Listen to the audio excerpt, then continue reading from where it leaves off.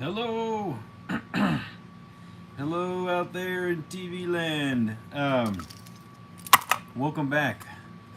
I'm Bob Vila, and this is the Woodwright's Workshop. Just kidding. I was thinking about woodworking, guys, on the way to the workshop today. All the woodworking stuff I watched on PBS and whatever maker channels I could get growing up, and I was thinking about this old house, Bob Vila. Tool Time. What do we got? The Woodwright's Workshop on PBS. Who else? There's a bunch of them. Put them in the comments below because I can't remember all of them. But I was thinking about all those today and like how much of that I watched as often as I possibly could, but didn't have money to try it out. But we do in miniature. So we're gonna finish the table we were working on last stream and get going on a chair. Let me show you what the bench looks like. I pulled all the 1, 2, 3 blocks off the bench. Sorry if you can hear my shop heater. It's just going in the background. It's kind of cold, so yeah, you're just gonna have to deal with that. Sorry, I'm cold. I'm gonna move this here so I can.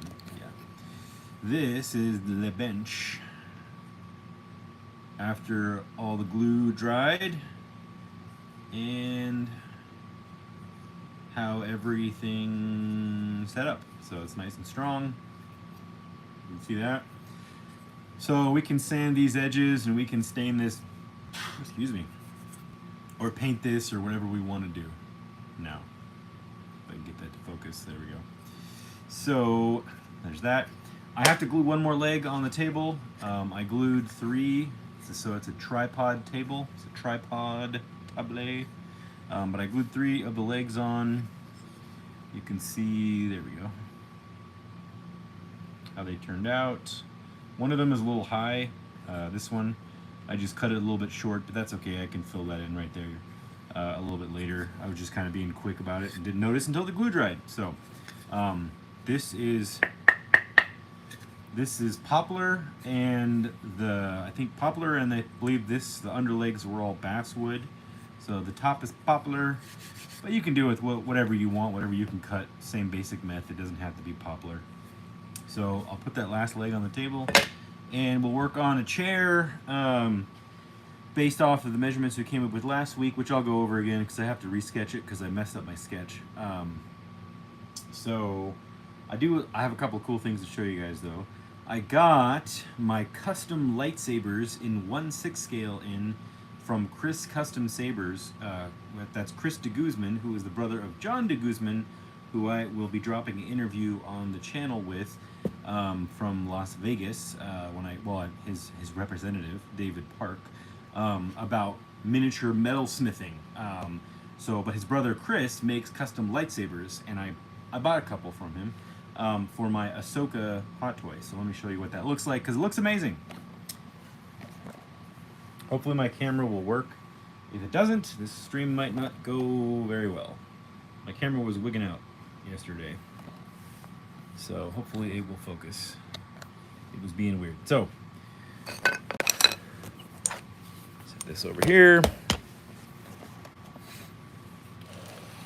This is the Ahsoka figure, and these are the ones she comes with from Hot Toys. These are the lightsabers. Just little plug and play blades there. These are great. I love these. He basically makes custom hilts that are actually a little bit smaller than these hilts. They're just sized maybe like 10% smaller. Like you can see there, this one in her hand is a little smaller. So he makes custom hilts, and then he wires I think it's called CCFL. I forgot what that stands for. This light up strip inside of it. I know it's very popular now. A lot of people are messing with that stuff, and I never got a chance to really mess with it that much. I have some EL wire and some CCFL wire that I fiddled with my costume, like, I don't know, 8 or 9 years ago, but I never really explored it in the diorama world. So a lot of other artists have been doing that though. So I'll probably get around to that someday. So let me plug this in. Let me turn the light off so it's a little more dramatic. All right. Turn this switch here. Boom.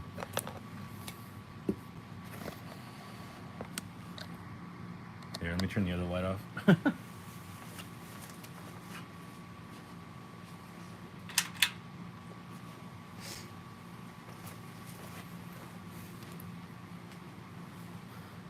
There you go.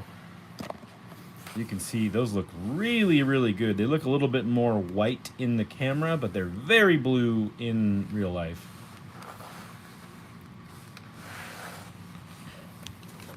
Super duper cool. And they come with a little setup if you wanted to make them flicker, you could. Where's the switch? Is this switch somewhere? Here it is. There's a little switch here. You can change the speed. Make the light brighter or dimmer.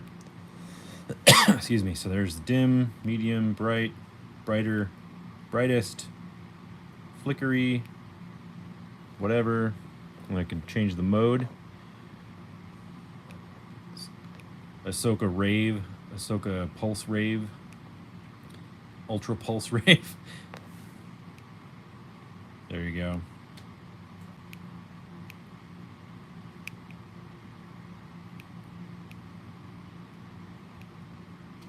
So you can do all these things with these.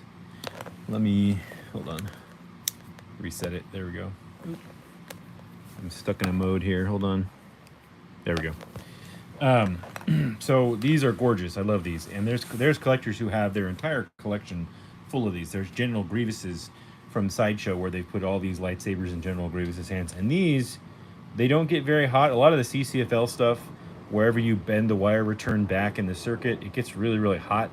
Typically, I don't actually know what the reason behind that is. I imagine it's just something to do with the way the voltage, accumulates or the capacitance or whatever. I don't know that reason, but he's wired these very well so that they only get kind of warm. I had this plugged in for about an hour yesterday in the shop, and when I touched these tips here where the return is in the circuit, it just got warm. So I was impressed by that because I've actually bought other ones of these from another maker, and they were wired a little bit differently, and they got like really hot. Like I was afraid they were gonna like light on fire that hot. So be careful. But Chris Custom Sabers does an excellent job with his. They look really amazing. Get the lights back on here.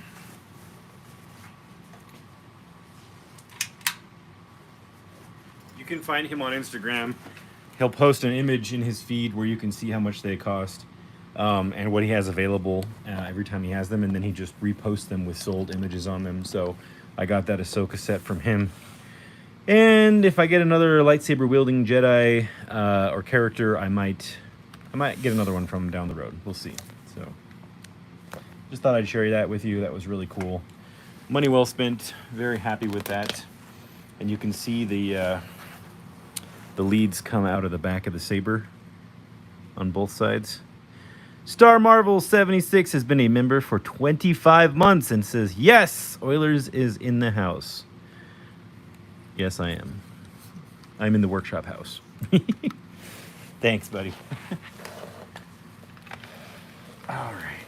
So let me have Ahsoka back here, observing the woodworking that will take place. And I also thought it would be fun to show you guys one of my older tools I got at an estate sale.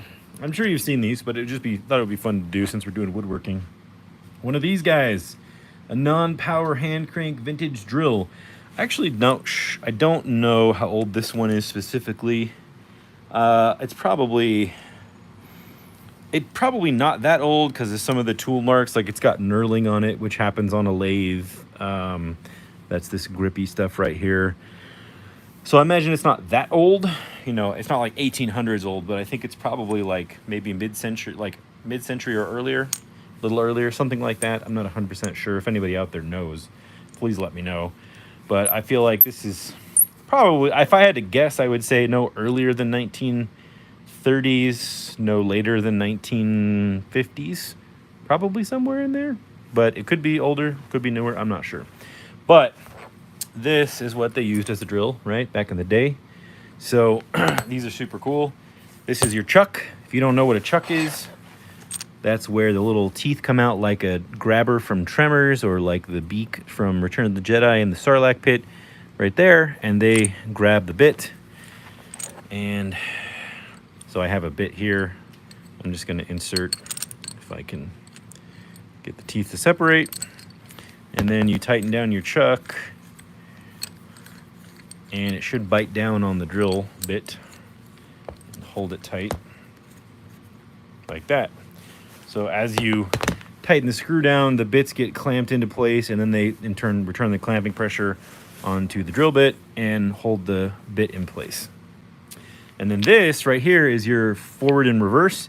So if you go to the right, you see your click here. Whoops, as I undo it. I was holding it in the wrong spot. Anyways, as I break everything. Sorry, it needs some oil, so. But you get your, doesn't want to let me grab it. Or not. Okay, we'll switch it the other way. Well, it's a lock so that as you're going forward and the bit bites into the wood, you can turn it back and get another rotation in case it's stuck. So if the drill bit goes into the wood and you're turning like this and cranking the bit in and it gets stuck, you can come back and it'll click, click, click, click, reverse like a socket wrench, and then you can keep going. And you can switch the direction.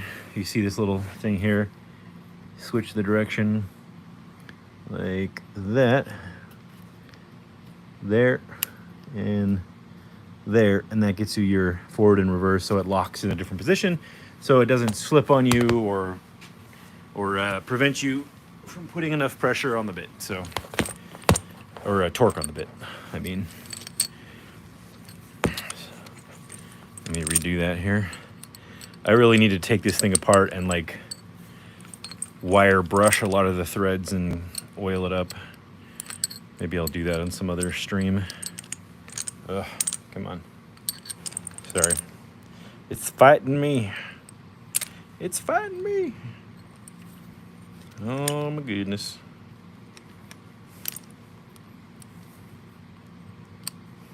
There we go.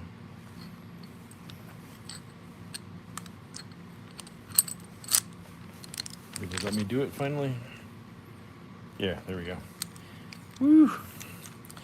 So my camera, one of my main focus camera doesn't seem to want to focus all the time. So if it does it a lot, I might have to cut the stream short until I get my camera fixed or switch phones or something. So just a warning. Okay, so there is our bit in there. Just grabbed a random piece of wood here, and I'm gonna clamp it to the table.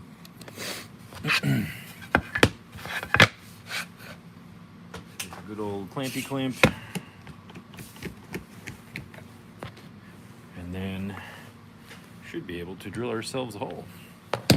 Hold on.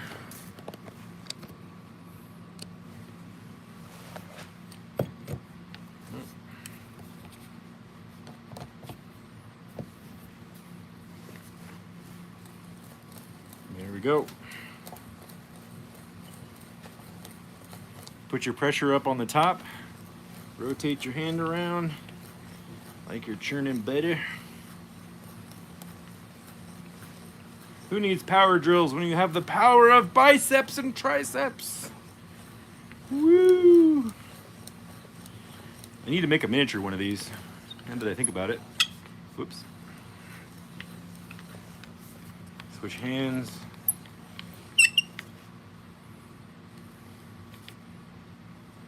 See if I can get the crank to work here, the reverse, but it's not gonna. I gotta take that apart and clean it.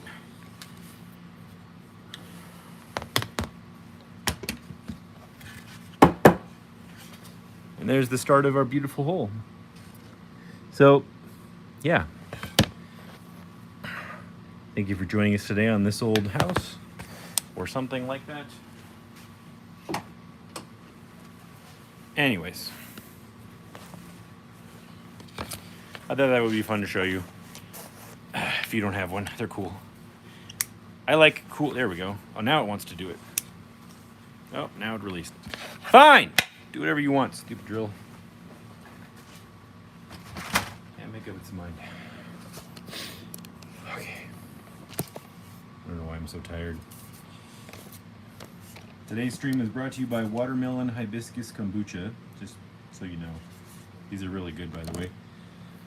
They're only 70 calories. I got a new apron, by the way. I'm very distracted right now. I got a new apron today. It's actually a Carhartt apron I saw when I was getting some new work pants. I've been wanting to get a much better apron than the ones you see me normally wearing. I normally kind of have those for paint, but I wanted something where I could put tools I do lose or misplace in it, and that I use all the time, like hemostats and clamps and my pencil, and tweezers, stuff like that. So this was 40 bucks. It's a little pricey, but it's really nice canvas like material, and this apron makes an X on my back. Instead of going around the top of your neck, it actually goes over and then comes down your back and crosses over to here, and then you can pull them the straps tight and tie them on your back. So it doesn't pull on your neck, it pulls down almost like suspenders and distributes the weight across your abs and abdomen here. So I'm actually really liking the way this feels. I'm test driving it right now, so I'll let you know how it feels over a few streams, but I really like the way this feels. This design of it doing an X on your back over your shoulders instead of doing around your neck. I really like the way it feels. So that's probably why I didn't bother to put tools in my old ones, because it's sort of one of those subconscious things where you're like, you're not thinking about what you're not doing, but then you see something else and you're like, is that designed that way? That's why I don't do that. And I realized that when I looked at this apron. So that's why, anyway, that's why I bought this apron.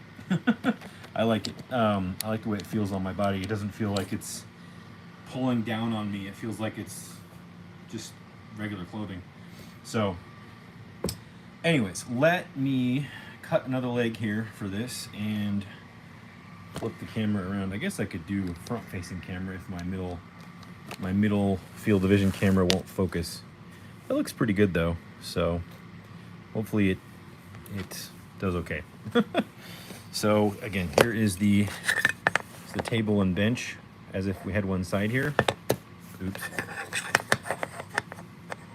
And you can see that it's matched up really nice for sitting at and putting little action figure legs under. It's the correct height. So I need to mark this leg here.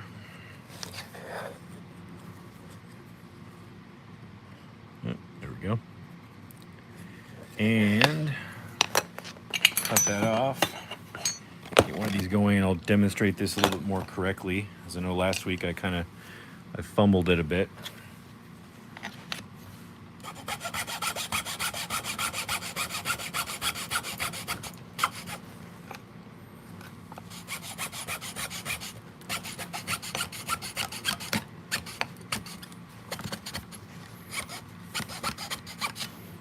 Yeah, it's got a little bit of a bow in it, so I'm going to turn it.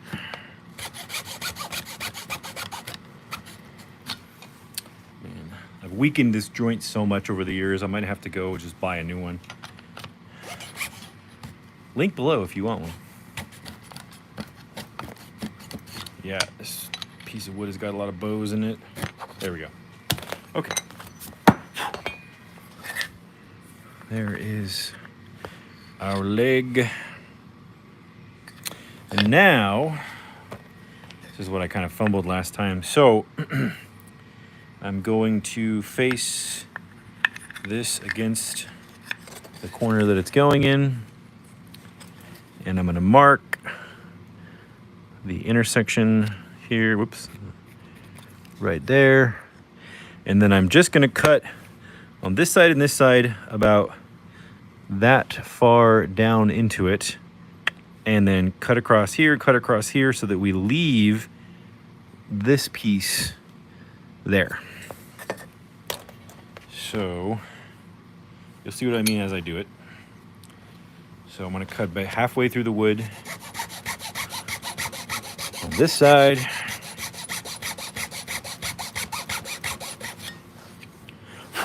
Like that. And then I'm going to turn it and cut halfway through the wood on this side, the adjacent side.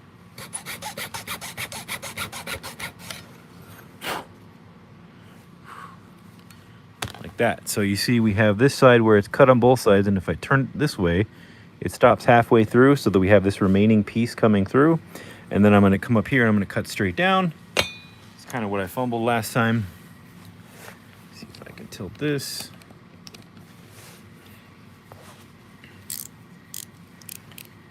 And I'm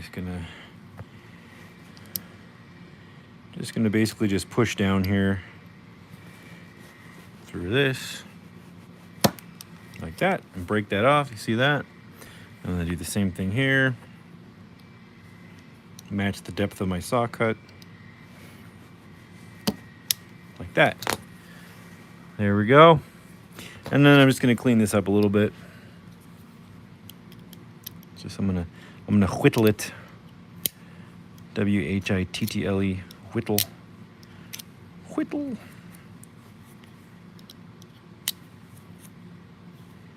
Whittle, whittle, whittle, whittle. And check the fit there. Actually, that's pretty great. Hey, that's much better than the first one I did. Cool, actually, that's great the way it is. So I'm just gonna go ahead and glue that in. And I'm gonna use a 1-2-3 block. It's called a 1-2-3 block because it's 1 inches by 2 inches by 3 inches. It's also holy. Okay. I'm gonna set this out of the way too after I do it. And where's the wood glue at?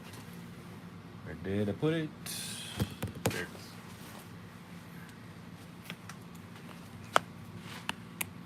All right.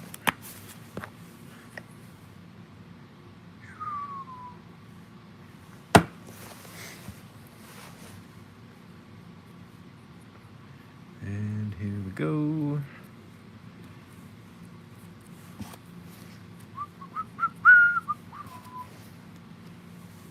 I'm just kind of spreading it in there so when I push it down, it doesn't squeeze too much glue out here. So we're just gonna go like this.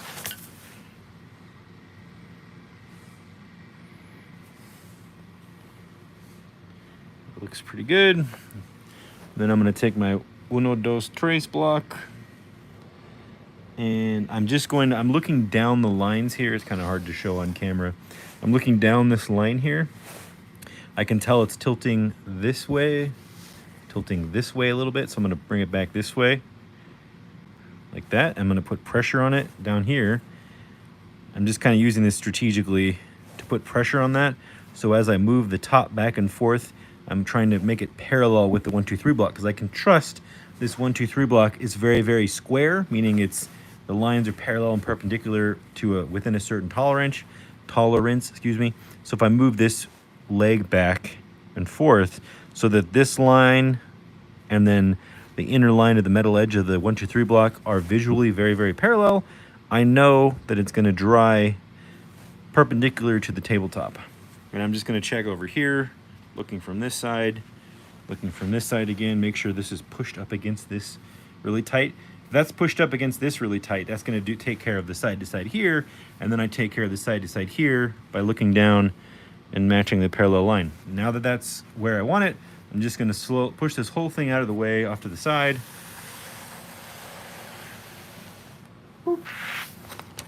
There we go. And I'll do a little finishing on this too, just some of the stuff that I do. So I was talking about rounding over the edges of your pieces so that there isn't splinters and knockout. Like, so if I was, let's say let's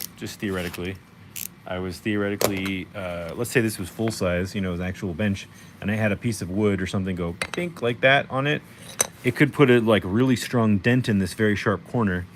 But if I take some sanding paper, see I'm holding it at an angle, it's not this way or this way, and then I'm just kind of rounding it back and forth there. Now it's got a nice little bevel, very soft. You can kind of see it in the camera. It's rounded there and sharper over there, but you look at it, you can almost see that it's beveled there and it's sharp there. But now, theoretically, if I were to drop something on this like this, it's likely to leave less of a noticeable mark, and the rounded edge, like if we were in full size, it would help deflect it, right? So it wouldn't just sit there and dig into it. So just a little woodworking technique to keep your edges fresh. I'm gonna do the same thing here on all the edges. And on the, obviously on the miniature, it goes really quick. John R. Robeck, I see you deleting messages. Are you changing your mind?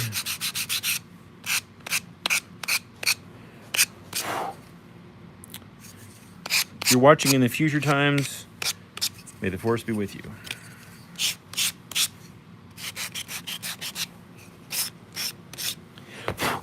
And then I already did it on the bases as I discussed last week.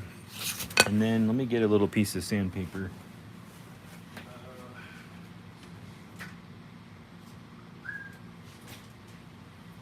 So this is 400 grit. You really don't need to go beyond 400 grit. In fact, 400 grit's actually pretty high. A lot of woodworkers usually stop around 220 from what I'm familiar with, from what I've watched and what I've done. 220 is usually enough for most stains and paints. And if you get really, really dense, really, really hardwood, you can go higher. But wood has a grain to it, right? So that it's actually a cell structure from a plant. And there's holes there. You can't always see them, but there's actually space in between these flows of grain. And the higher you go, the smaller of the dust you create. And then what you're doing is you're shoving dust particles into the wood grain as you sand it, when the sanded grains of sand, of sawdust you're basically creating, will basically embed themselves into the microscopic holes in the wood. And then you're not sanding anymore, you're just like burnishing it. And that can mess up your finish. So a lot of woodworking stops around 220. You can push it to 400 as long as you don't go too crazy. I like to use 400, but I use a light touch. So I'll go up here and I'll just lightly like this, just to get any little things I didn't see or miss, and just to make it look a little softer. And then I find, especially in miniature scale, it turns out real nice this way. But you don't have to. You can stop at 220. It'll still look great. I just find, I don't know, I like 400. But it also helps you when you get something like this that's really, really light, that's not really gritty. Like this is 80 grit or 120 grit. Yeah, this is 120 grit.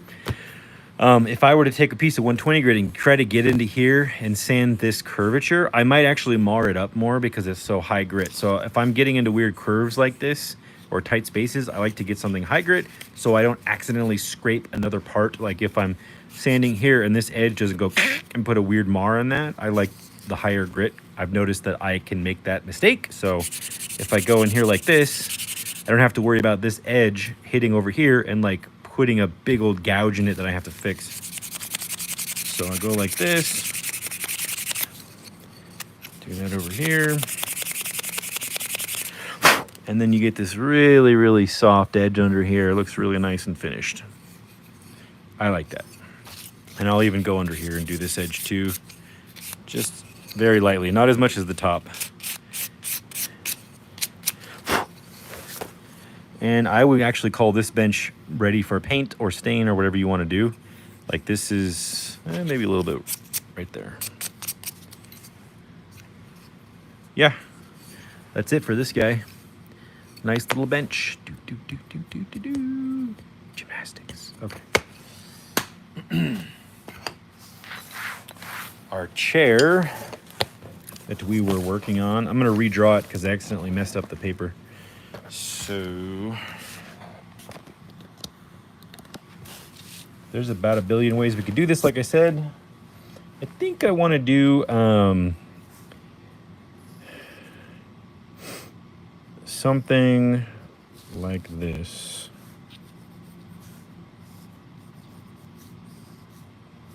For the chair. Excuse me, I burped a little bit right there. That's what you're here to do, is listen to me burp. Thanks guys again for all those likes. I appreciate it. Thanks for being here. I know it's not Sunday. I have something I got to do tomorrow. So I'm doing a Saturday stream.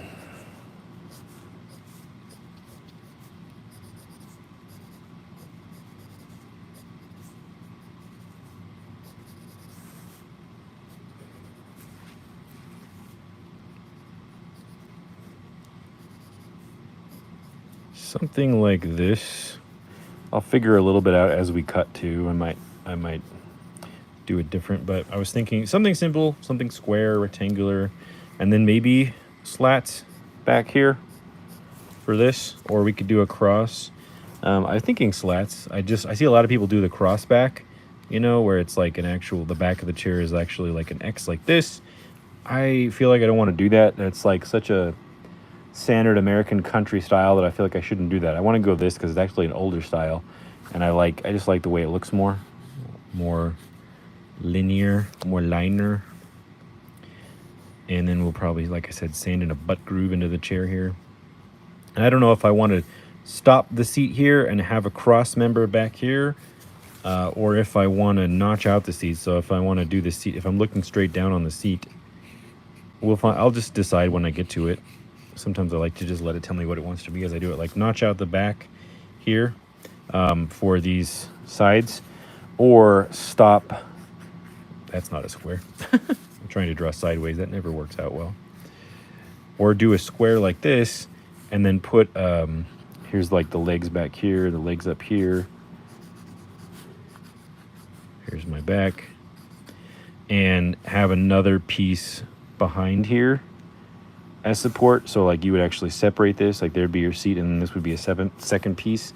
I don't know. I'm just going to decide as we cut and glue together. That's usually how I do it. And then once I do one that I like, I just make all the others that way. Or you figure out, hey, this is a bad version of this. You know, that's not how I should do it. So anyways, I wanted to redraw the dimensions so I could remember the exact sizes. So I'm just going to draw like a side profile here. Really basic one. Really blocky. The Lombardo method. Okay.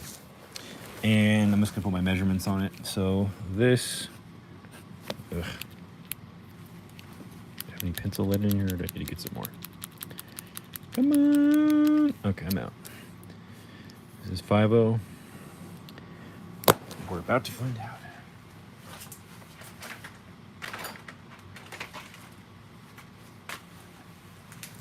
Get the lead out. Lead. Okay, let's try that. Yes. Maybe. Yes. Super. All right. So this height was 1 3/4, and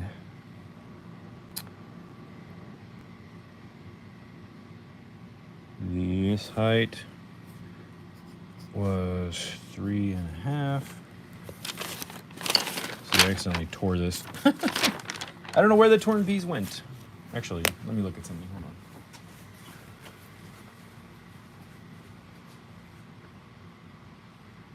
Nope.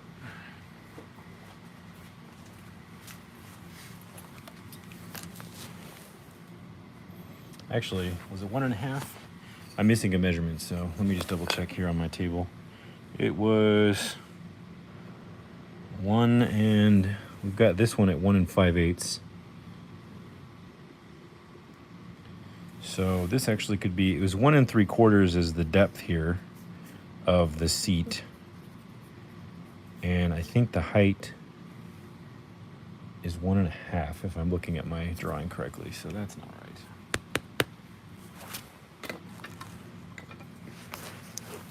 One and a half. I think that's what that's actually supposed to be. Okay, so I can cut 2 pieces here, 2 pieces here, and then I can get the cross beams, and then I can kind of build on top of it from there and create a new style of chair for the fun of it. And I just need to make sure I have consistently sized lumber for this. So this is, I need to know my complete lengths of lumber here. So we got 1.5 plus 1.5 is 3 inches, plus 3.5 plus 3.5 is 3 inches, plus 7 is 10 inches.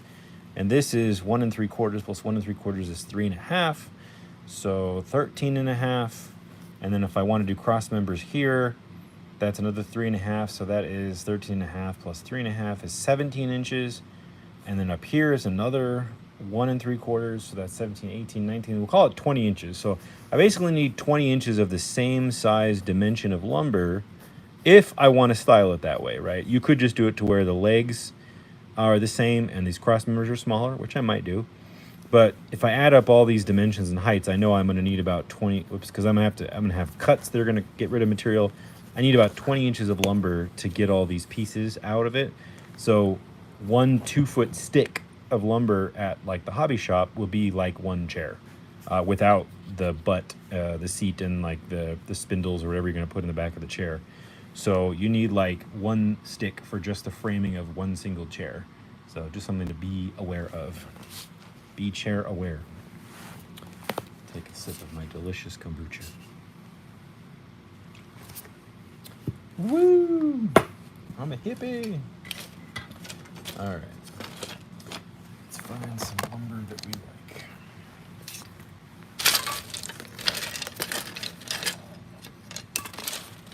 Well, maybe I'll use some of this dollhouse stuff. Have a bunch that I've never used.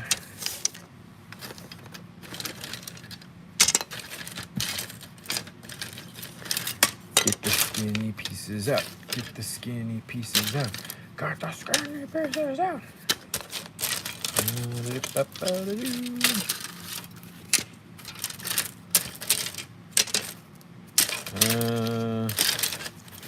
I might have some more pieces I need to grab. Some of these don't match at all. These are much too big for a chair.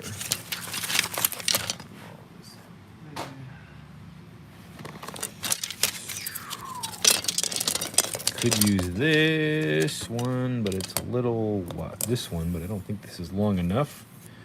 These are too wide. These are usable.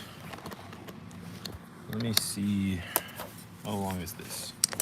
This is, that's 21 inches, so I could theoretically use this piece.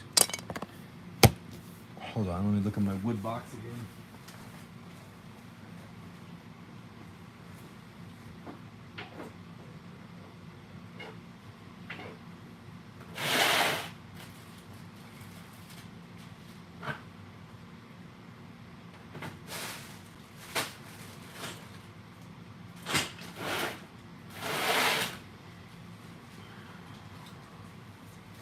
Nope, just a 1/4 inch pine. I got this balsa wood, which is way too small. This would be getting into like the 1/18 chairs. I don't know, Bjorn, you want that if you're here, but not today, buddy. All right. All right. Well, maybe we'll just invent our own style of chair here. Maybe I'll just use pine. Fine, I'll just use the cheapo pine that I got. Trying to use a slightly better wood, but pine is fine. We do not discriminate against pine or anything else on this channel unless you're a horrible, horrible, horrible person.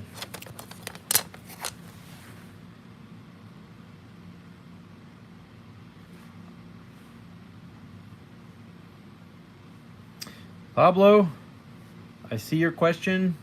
I have limited experience with foam clay. I would go look at the cosplay channels that show you how to use foam clay for EVA foam armor. Specifically look up EVA foam armor cosplay or foam clay armor. Search that on YouTube and you'll find tons of cosplayers showing you how to use that clay to glue to EVA foam stuff. And I promise you, there's thousands of hours of great instructional stuff. Go check out Evil Ted Smith. Evil Ted Smith, his channel. He actually works in the film industry. He worked on the miniatures for The Fifth Element, but he teaches costuming on his channel. He doesn't teach miniaturing as far as I know, but he teaches costuming, and I think he works with some of that foam clay. He is an excellent resource. Also SKS Props, and not Bearded Builds. Bearded Builds is a great guy, but he doesn't do costuming. I'm thinking of Punished Props. SKS Props, Punished Props, Evil Ted Smith. Go check those guys out. I don't have any specific information for you, so I have messed with that, but I don't have any pointers except to keep trying. Okay, let me start with this guy, and we're going to cut some 3.5 inch pieces. By the way, welcome to Art in Real Time, where we do art in real time. If you're still watching.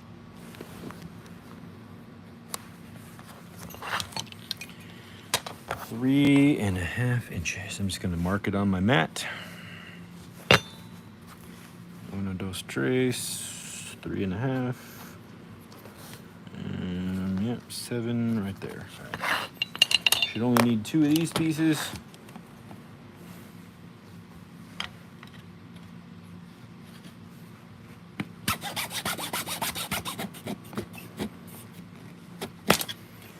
Okie dokie.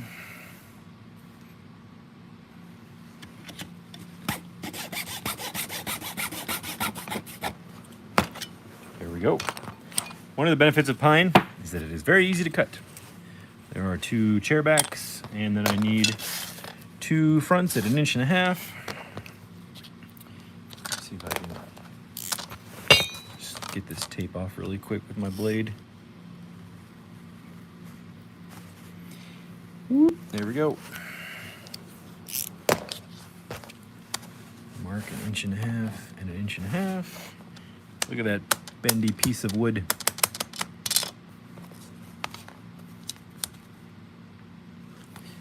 Inch and a half, 3 inches.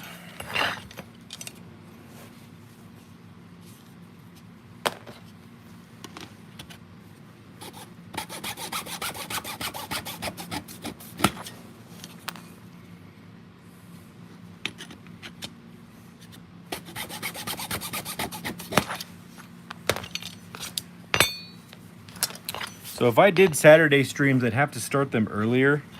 I'm doing it later today just because of my schedule. But if I did regular Saturday streams, like if I switched, I have to start them probably like around 3:30 or 4. I'm interested what you guys think about that if I did that. Not that I'm doing that, but just curious what you guys have to say. I've been doing Sundays for so long that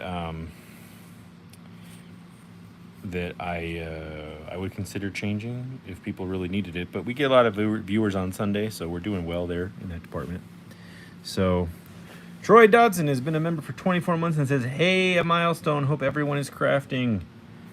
Dude, you're awesome. 24 months. I can't believe I've been doing this that long. I see that and I'm like, have I really been doing live streaming that long and memberships and all that stuff? I guess I have. Oh, everybody, I didn't say hi to everybody in the chat. I'm a little off today because I'm doing a Saturday stream, so I'm kind of finding my flow here. But I see all of you. I see everybody here. Hi, everybody. So this, it looks way off if you look at this, but we're going to add a butt thing here, whatever you call it, a seat. Couldn't think of the word. A seat on this is going to add dimensionality to this. So when you have a character sitting in this and the shoulders go up here, it's going to look right. It looks a little tall right now, and we can always sand it down. This is the thing about scale, is even though I scaled everything to the figure, it could look off because the figure's dimensions might be off when it's bent. So it's all a bit of an experiment here. I'm making a chair based off specific dimensions for the figure that we started with. So this is how it's going to go, and I might have to make adjustments along the way. You would too. It's the same process. There's no exact science other than going and getting a chair I like and scaling dimensions down like I've shown many times before, which we could do. But in this case, I'm not trying to replicate anything. I'm trying to create something new from nothing. So, wow. Fat Red Foo is 7 months? Man, time really did fly by. Thank you for being a member for 7 months. I remember when you were you were commenting on every single one of my videos, like as you finished the videos, and I'm like, wow, he commented on that one and that one and that one and that one. That feels like it wasn't that long ago, but I guess it was. So thank you. Nice, Maurice. Armchair. We'll do some fabric stuff next. We'll do like sofas and soft chairs and stuff. We'll do that eventually. So, but I have to, those I want to plan out a little bit more, not do the off the cuff stuff. These are a little bit simpler, so I'm comfortable just kind of doing it, but on the fly. But with those, I'd like to plan them a little bit more so that I am not fumbling all over the place. I'd like to do that off camera.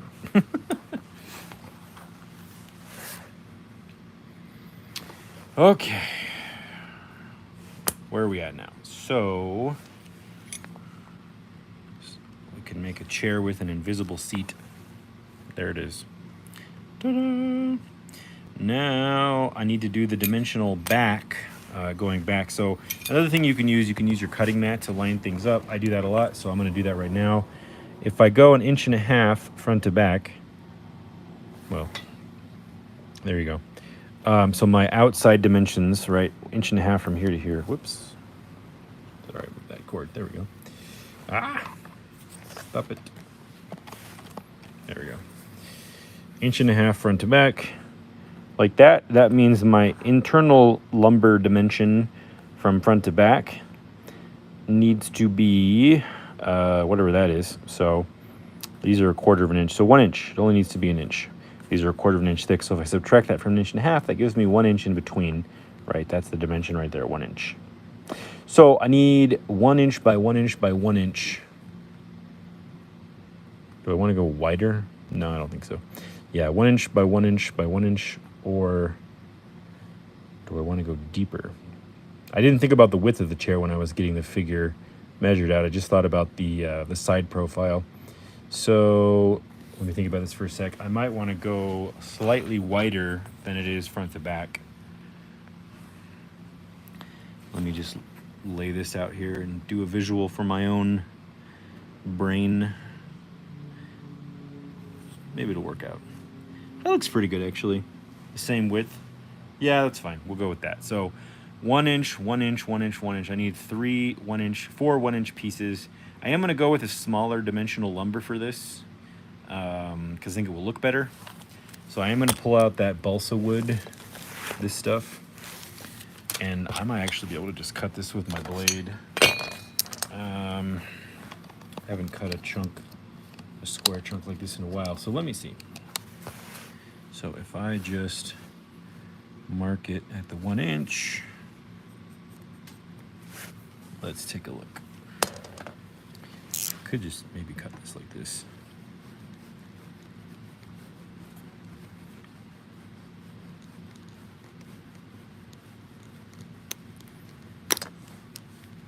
Yeah, that did it pretty good. I have to see. Maybe I won't though, because it's causing like a scoop in it. I'd rather not do that. Now let me just mark 1 inch, 1 inch, 1 inch, 1 inch, 1 inch.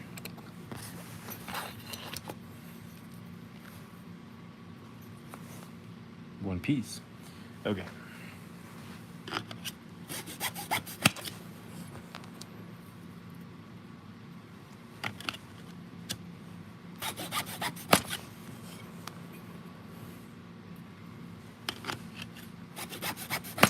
Okay. There's that. So these, I'm just going to make sure these are all exactly the same here. Just going to bundle them up. And of course, they're not even close. Because reasons.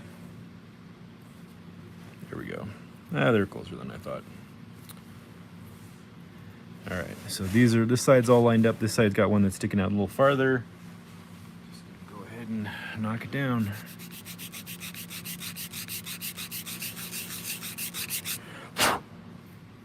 Closer.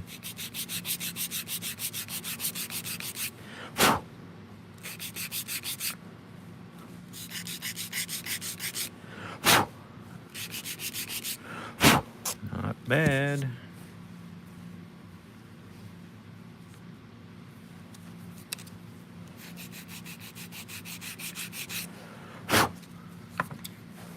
Bloop. Okay. Probably gonna need to just cut all the pieces and then glue them together after, or I can glue them in like a walls on a house and build the sides. I don't know. Haven't done this in a while. I haven't done a lot of stick-built chairs. It's been a long time actually. So 1.5. Maybe I will do that. That might make more sense. If I do that, glue them like this first, and then glue another side, and then glue those sides together.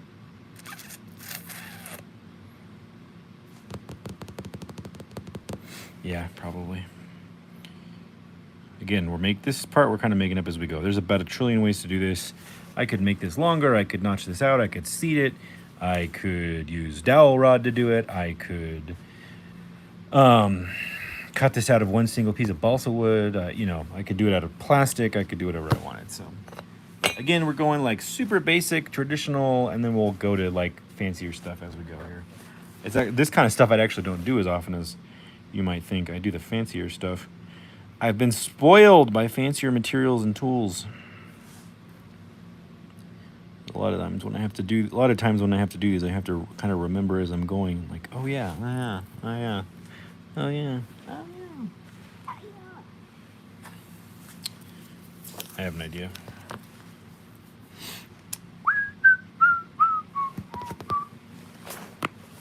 All right, I'm gonna glue these together up here.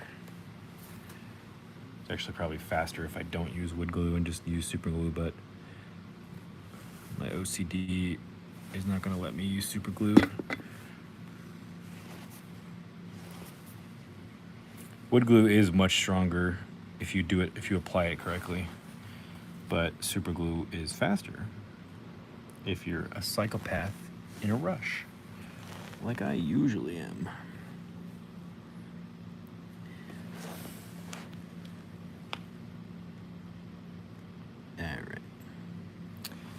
And I'm going to use the good old Uno Dos Tres blocks to hold it clamped.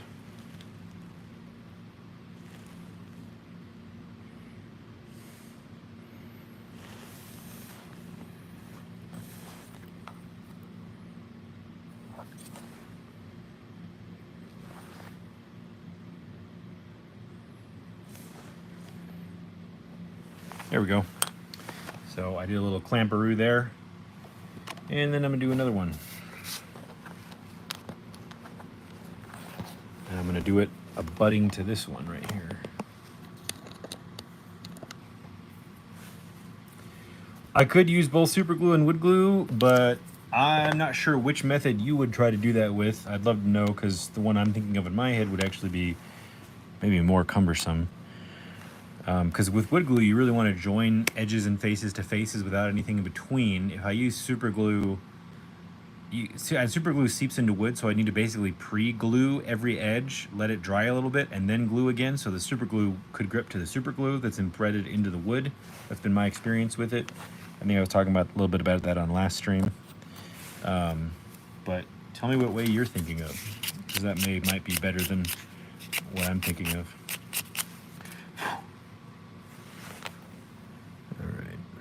I know you guys can't see that at this angle. Let's see if I can get you guys above it.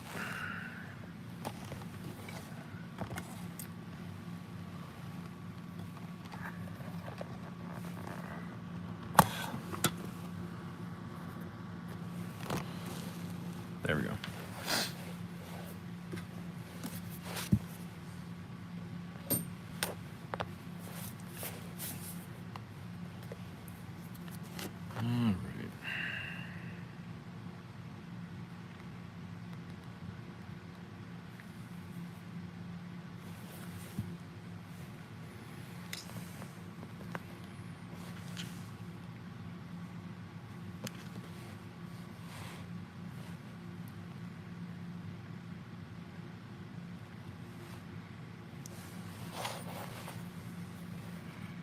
Upside down chair making. It's the newest extreme sport in the Olympics. Upside down chairing. Chairing? Is that a word? I think there actually is a woodworking term for someone who makes chairs. I just can't remember what it is at the moment.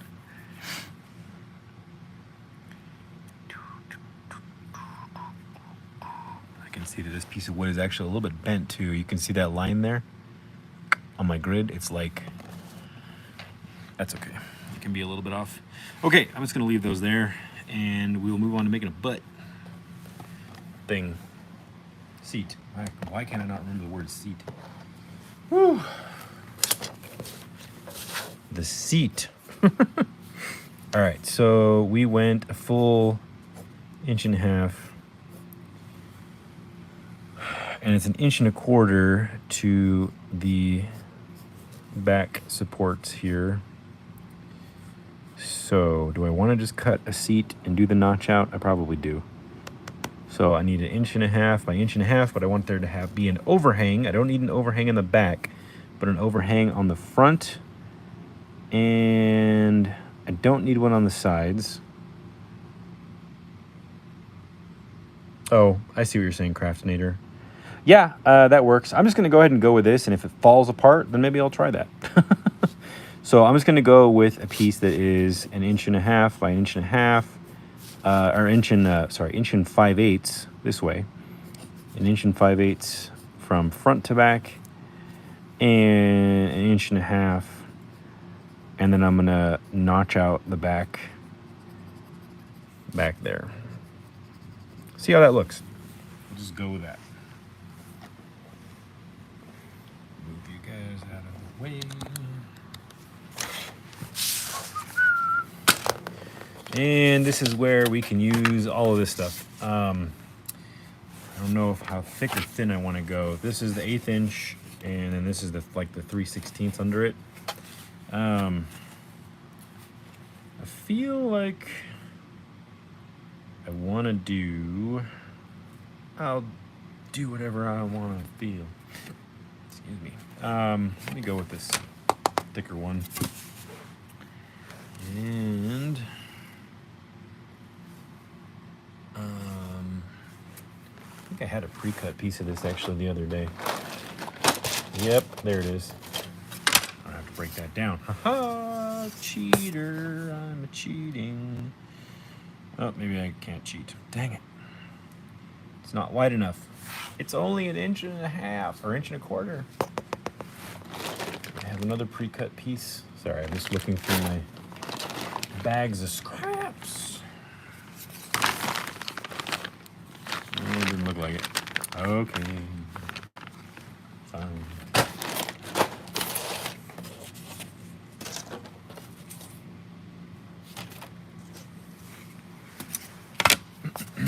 Alright, we're gonna break this guy down here. See if I can just do it with a blade. If not, I might employ an actual power tool, believe it or not.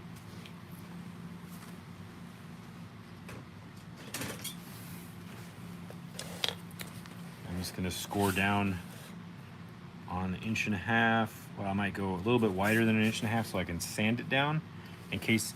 So if I cut this head exactly at 1.5 inches wide for the width of my seat, and then there's a rough edge and I have to sand it down, it could end up smaller than 1.5 inches. So it's better to cut a little bit over 1.5 inches and then sand that cut edge down to 1.5 inches so that you don't accidentally have any problems with that. So I'm gonna go like maybe almost 1 5/8 inches on my width. Maybe 1 inch and 1.5 is 1 9/16 inches. So I'm gonna go like 1 9/16 inches, do my cut. I'm gonna use my bigger blade.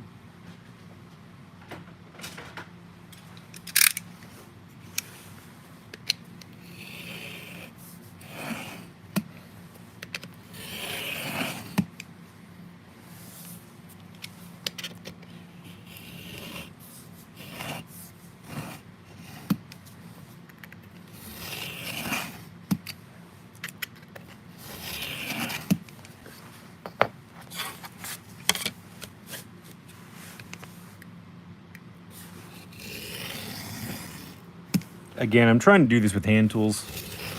I could just take this over to my saw, but I'm just trying to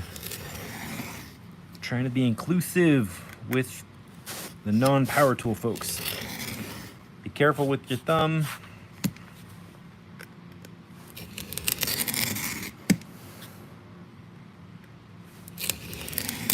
There we go. That only took the strength of the Hulk to do. This cut's gonna be much harder, so I could probably fit that in the miter box, I think. Yes. Okay.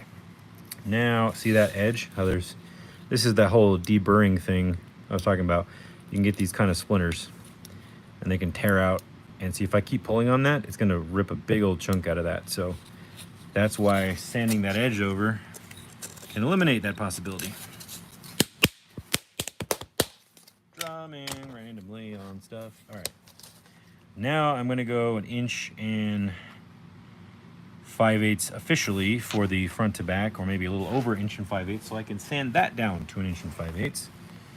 And where is my small ruler?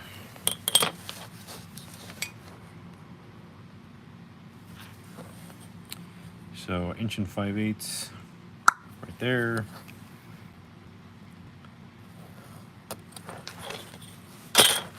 Voila. That's just some marks on there I'll sand off or paint off or whatever.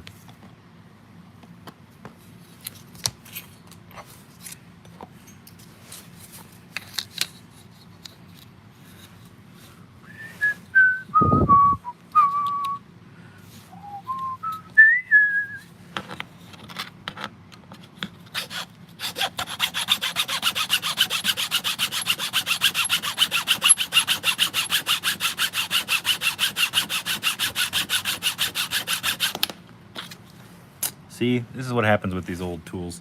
They catch edge and then they bend. I need a new one.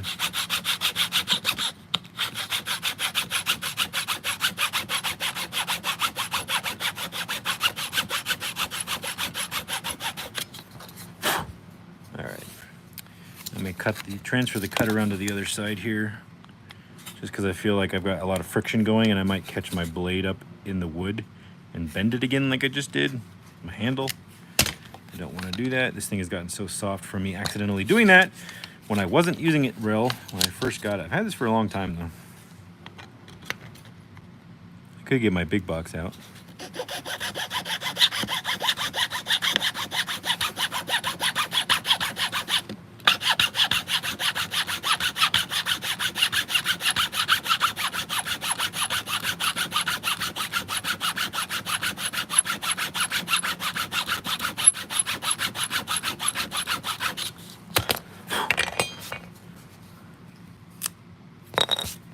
Ta-da! Do you believe in magic? No, I really don't. Okay. There is our butt plate. You know what? I'm just going to call it a butt plate instead of a seat, because that's what it is. It's a butt plate for your butt. Okay. So, what am I doing next?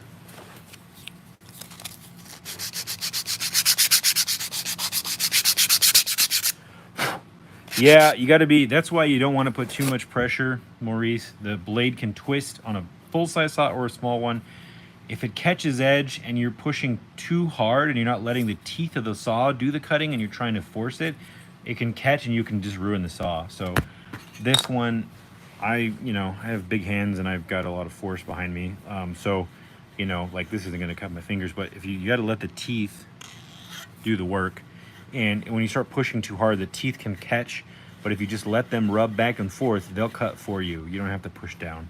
And you get caught up in the moment and start getting faster, and then you end up jamming it up and bending it. See, I've actually bent this back into place a bunch of times. See, there's a little zigzag in it. So I can hammer that back out on my anvil, but I'm probably one of these days I'm gonna do it and it's just gonna break right here. So I can get a new blade for like $7. I just keep not doing it. So. You want a supercut of all my singing moments? If somebody wants to go through and do that, I'll post it on the channel. Sharon Zamboni, what's up? All right. Everyone's telling me to do super glue on top of wood glue. Yeah, super glue on top of wood glue on white glue. It accelerates it quite a bit. Accelerando. All right, I want to notch this out according to this dimension. So I'm going to get my pencil.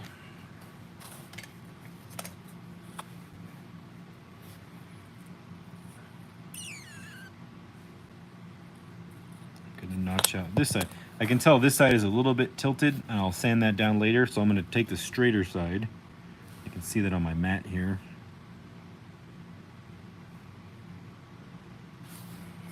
Yeah, it's pretty straight actually. And then I'm going to, yeah, sure. All right. I'm just gonna do this. just gonna trace the foot, and I'll get a more exact trace later.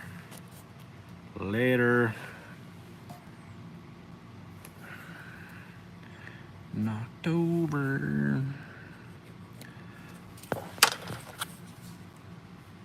There we go. Camera, don't do it to me now. Okay, there we go. Okay. Cut. Cutting.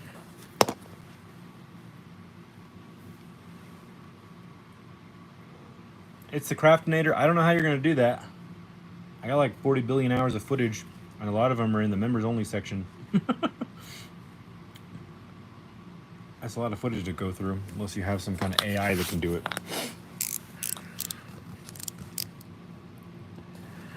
I would not encourage you to do that. That's a lot of time. That's why I wouldn't do it. I don't have the time. So don't waste your life. Wait, if you're gonna waste your life making miniatures. I'm kidding. You're not wasting your life, but you know, if you're gonna spend your time on something, spend it on making miniatures. Don't spend it on parsing through someone's videos, unless you're looking for answers to something. But don't do that. Unhealthy. Oh, that's cool. Well, if you have an easy way to do it, feel free. Send me a link, oilersworkshop@gmail.com when you're done, and I will. I'll share it somewhere. However is the best format to do it, you know? Yeah.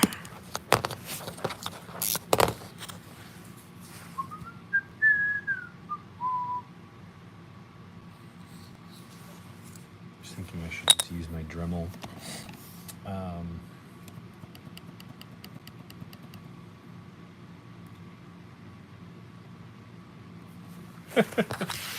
I've had thoughts of going back and finding. I know that I've said other things in other streams, and I'm like, I should have marked that or saved that, but I didn't. So there were other types of things. I mean, there it is. Good old wire cutters.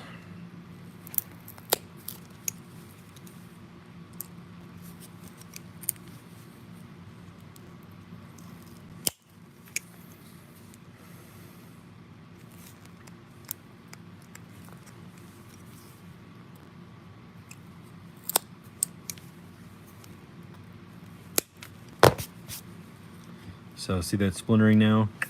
There's a little rounded edge there. I was going to round that over anyway, so that's okay, but that's what can happen, is you can get little breakaways like that, especially with like this plywood type stuff. It's much more prone to happen with that. All right, just going to whittle this out. You know, I bet if you went back through my videos, you'd find me repeating a lot of the same things. So it might not be that entertaining. It might just be like, oh, wow. He doesn't have a very big bag of tricks in that wacky little mind.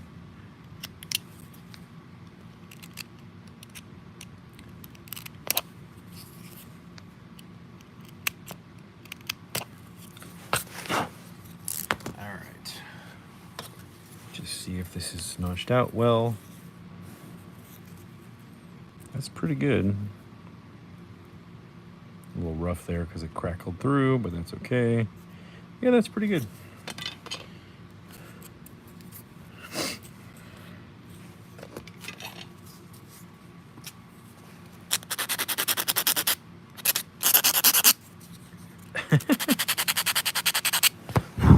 Well, I'm glad you think so. Thank you.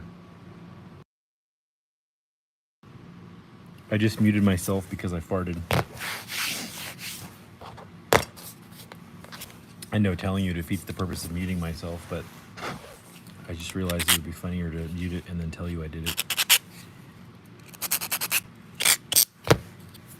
The kombucha made me do it. Okay. Butt grooves. Butt grooves. All right. So let me just draw in a little shape here. See if this is going to be even feasible.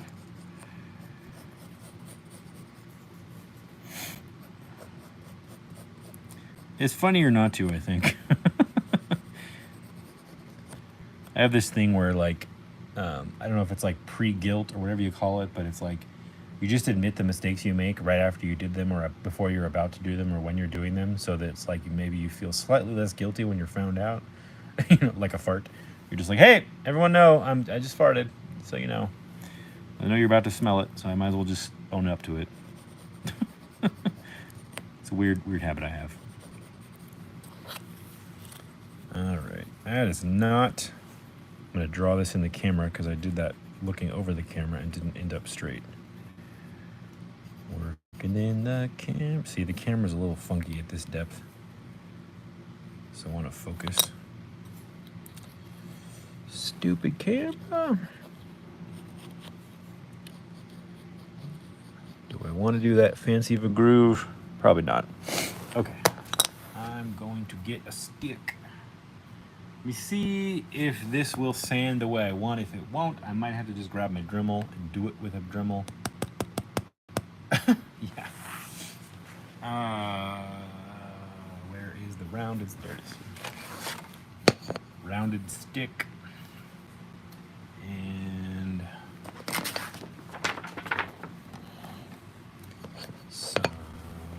somebody once told me the sandpaper is right here.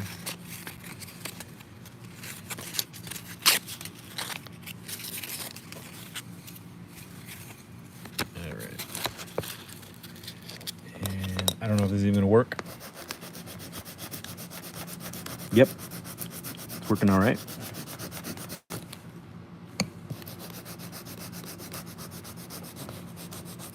Sorry, it's a little out of focus. I'm gonna have to get the camera fixed or switch phones.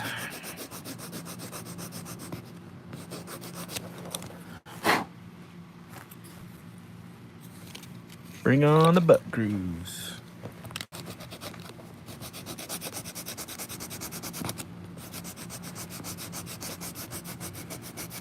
Obviously, you don't have to do this. I'm just trying it out with this type of a chair. Doing it for the stream, baby.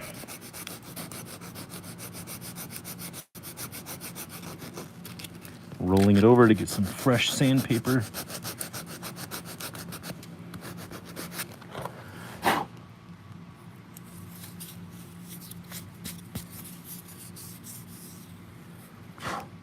Well, use whatever you got. Use your phone if you have to. It's a very subtle butt groove, but it's there. All right, I'm gonna get the Dremel out because this is gonna take forever if I try this method. So I think this would actually work better on solid wood. So this is, because this is plywood, it's got so much flex in it. But if I did it like, actually I know it'll work on solid wood. Let me show you. See, like immediately it sands out faster. But because this is plywood, it's not, it's giving a lot. So it's like giving in and it's not really wanting to go as well. And there's like tiers of glue or layers of glue. So let me grab my drill.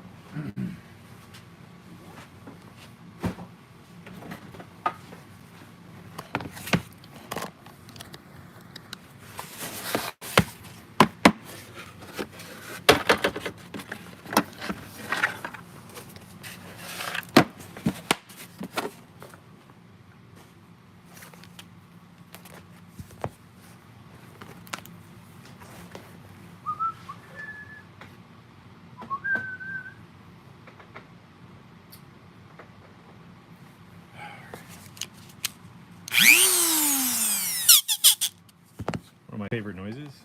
I'm probably ruining my Dremel, but anyways. Okay, I'm going to mute this so you don't have to hear the loud Dremel noise.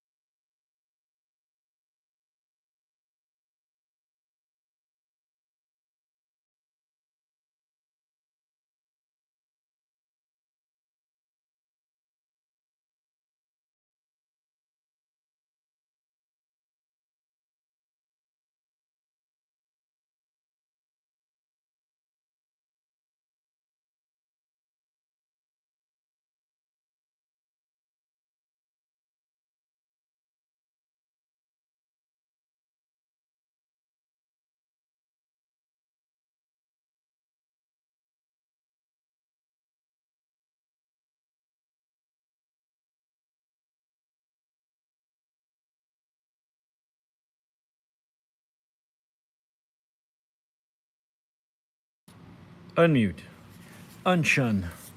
All right, there we go. See there, we got some real groove going on now. So this is where I will reshape it just with some sandpaper and my finger. There's other bits that would probably be better for this if you're doing a larger scale or thicker wood, like a roundover bit or something. Probably be good. I'm pretty used to using just the drums for stuff though, so I'm comfortable doing that. I'm getting sand. I want to keep saying sand, sawdust everywhere. And then gotta get a piece of shunned paper.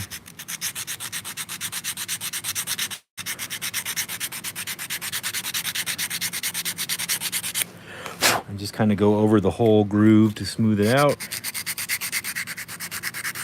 Want to make sure it is hemorrhoids friendly.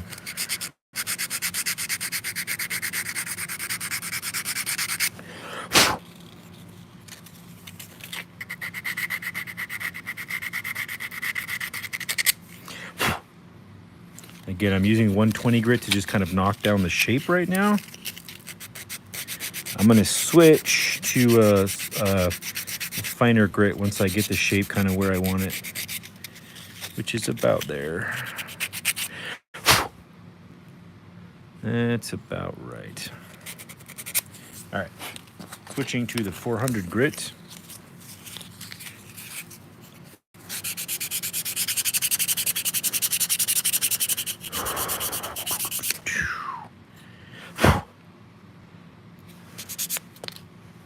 Might need a little bit more work here.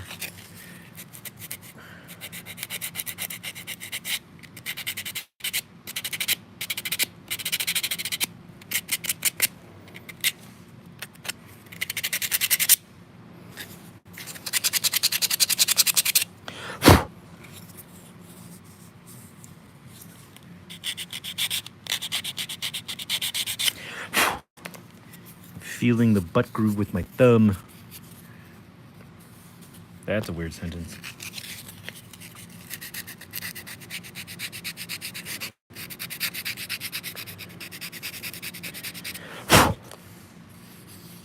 There we go. So I do this to find highs and lows. That's actually pretty good. So if you do lines across it like that, you can see the topography of it a little bit better. And then you can sand away so the topography is a little bit more even. But this is pretty good. That's not too bad.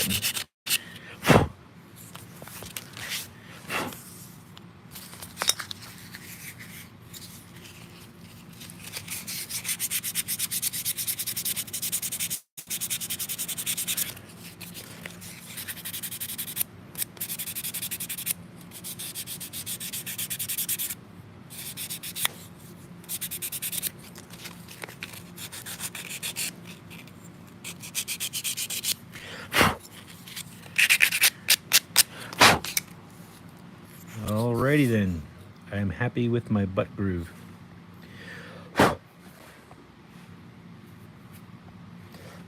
Okay, so now I have to decide, oops, if I want to round over the front or round over the sides, which I know I want to bevel them.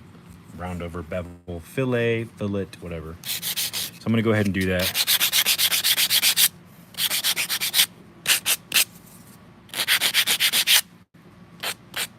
I'm also going to do these corners. Oops. Don't drop your thingy. It's a thingy. That's what this is called.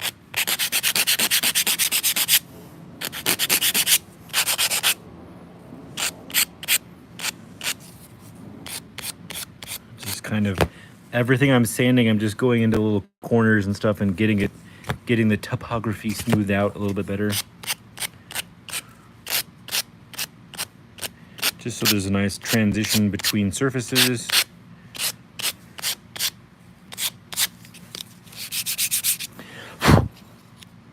Yep, I'd sit on this.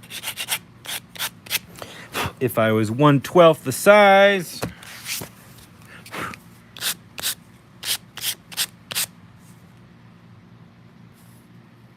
All right, that's looking pretty good. Actually looking a little bit better than I thought it was going to look. pretty happy with that. Look at that. Got some grooviness going on there. Got rounded edges. Everything is nice and clean. It's a little hard to see because this is very bright, very light color. But obviously, if we stain it, I probably won't stain it. I probably will paint this and weather it down, just to give that country home look. So,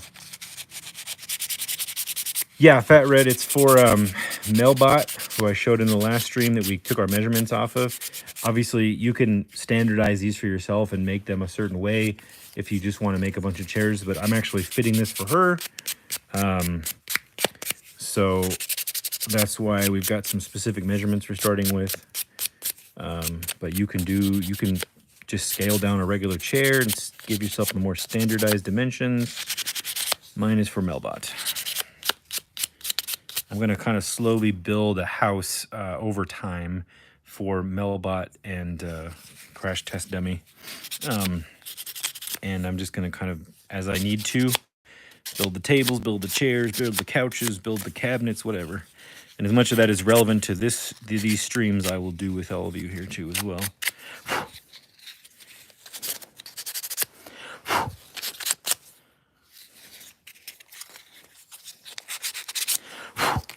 All right. Pretty cool. All right, so now what I want to do is I was talking about spindles. Where's my... in the back of the chair, like vertical struts. I think I want to do those now that I see the way this is looking. I think I want to do that. So I need to probably drill those holes now, because if I glue this together and I need to get a drill bit down in there to notch it or do grooves or cut notches or whatever I'm going to do later after I have the two backs of the chair up, that's going to be hard and cumbersome to do. So I'm going to mark them now and go ahead and drill them now.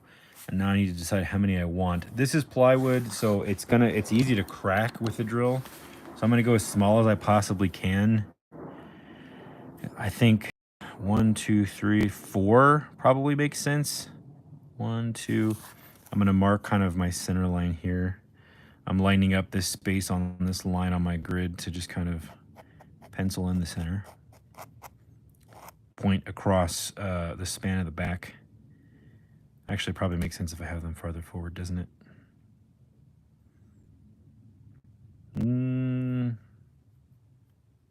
No, that's okay. I'm trying to think about other chairs. And this is a very straight back chair, which is not normal. Usually have a little bit of a curve, but I'm not going to get that fancy yet. We're just going super basic. Because if I'm thinking if my butt is backing up to this edge right here, do I want an extra inset like this? The spindles are going to come. I guess it depends on how thick the spindle materials I'm using is. I'm going to go ahead and use these dowel rods I always use. And that's going to make the decision for me. So let me grab these. I have some that are already cut to close enough lengths. So it's this thickness of this that I need to worry about. So I hope this is making sense to you guys. Here we go. Okay. So if I have them back here and I put my butt here, there's going to be extra space between where the front of these are and where this is. So I want them to actually match. So I actually really need to know where the front of this is. I don't need to know where the other one is. Let me just redo that really quick. I need to know where the front of this is. And then, can I realistically fit 4 of these spindles of this size? Maybe not. I might have to do just 3. And that's kind of nice. That's nice. Yeah, let's go with 3. If I try to do 4 cuts in here, even 3 is going to be tight. I could just crack this and it actually just destroy it. So I'm going to do 3. So I'm going to mark my middle point, which is right here. And then I'm going to split the sides in half. And so these crosses are going to be the center points where I'm going to have to drill in. And what I'm probably going to do is I could use toothpicks. That's what I should use. Never mind. I'm going to use toothpicks. I just remembered these will be way better because they're pre-tapered. that tapering, I can drill a smaller hole and I can insert the taper into there. And the top, I only have to taper the top. I can cut the top off and then re-taper the top with some sandpaper. Just scrape it on some sandpaper. So never mind. Forget about you. Bart, you missed everything, man. Missed it all.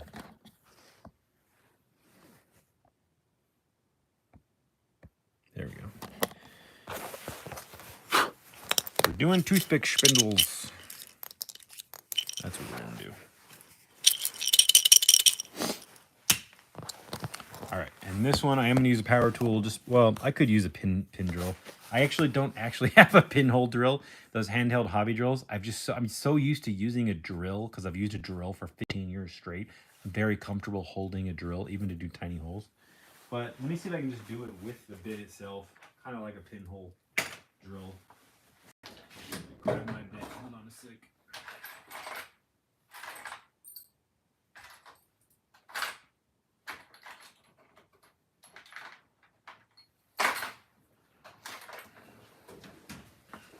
All right, this is I think it's a 1/16 inch. Yeah, 1/16 inch drill bit. I'm just gonna go ahead and see if I can just do it with hand pressure. Just back and forth. Get it started. I actually moved it over to a little bit because it wasn't totally centered. Yeah, that works. Since it's so small, I'm just going to go back and forth like this. And I'm going to nip the tip off of this a little bit too. Yeah, that'll work. That also saved me from cracking it all the way through or going all the way through because I don't want to go all the way through.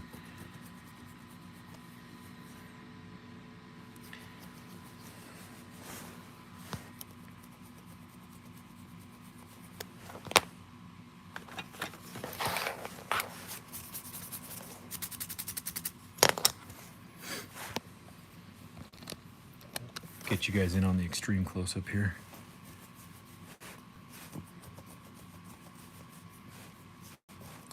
I should finally buy a stupid pinhole drill. I'm just, you know, when you just get in the habit of doing things the same way that you just forget to buy tools that would probably make your life a little easier. I have a bad habit of doing that. A thumbtack on regular wood, yes, because this is plywood. It's a very thin layer. You see that? It's a very thin layer. On this, if you just do a thumbtack and you push, I would be afraid it would just crack that thin layer. So that's why I'm using a drill bit. But you could on regular wood like this, if you a solid wood. Yeah, actually, you know, why don't we just do that? Just to confirm that it works. Thank you for the suggestion. Here's a regular thumbtack. So you could just, yeah, push like that, wiggle it around, and there's your little pilot hole there. You could absolutely do that. I just don't want to crack this and ruin all the work I just did. I think that I would too. In fact, why don't we see if I can do it on another piece? Maybe my fears are totally unwarranted. So here's one of the pieces that I cut off of them. So let's just see how it behaves. If I just push into it near the edge, maybe it'll be just fine.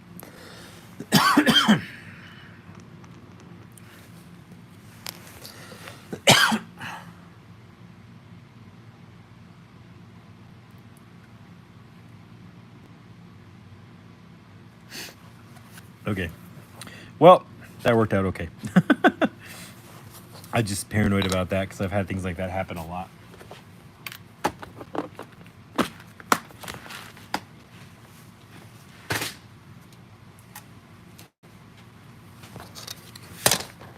You ever get a cramp in your tongue?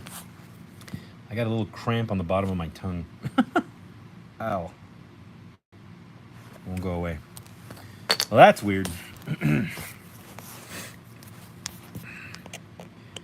All right. Well, you get to see multiple techniques demonstrated. Thanks to the wonderful comment section. Thank you. I think a thumbtack, if I wanted to get as a hole as big as this drill bit, that's really kind of where my brain is going with that. If I pushed harder to get a bigger hole from just wasn't just the tip of that pinhead, that's kind of where I think where I'm deriving my fear from.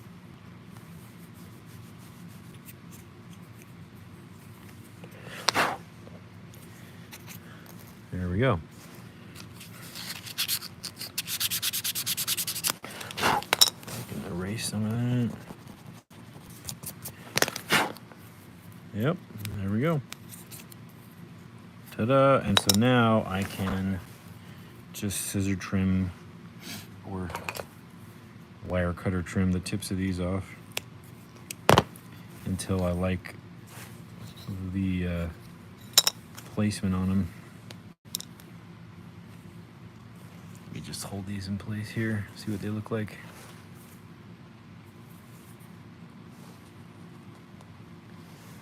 Not bad. So I could do these straight up and down. I could fan them out if I wanted to. Probably just go straight up and down. Keep it simple this time. I say that and I don't do it. All right, I'm going to cut these off just a little bitty bit more. Wrong side.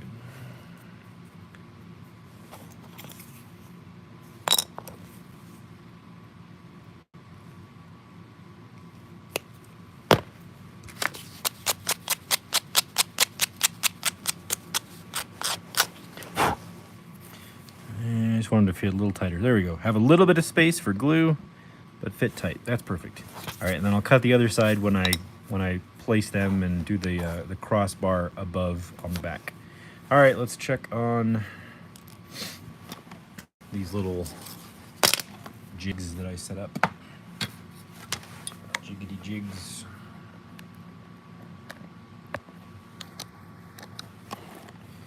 All right.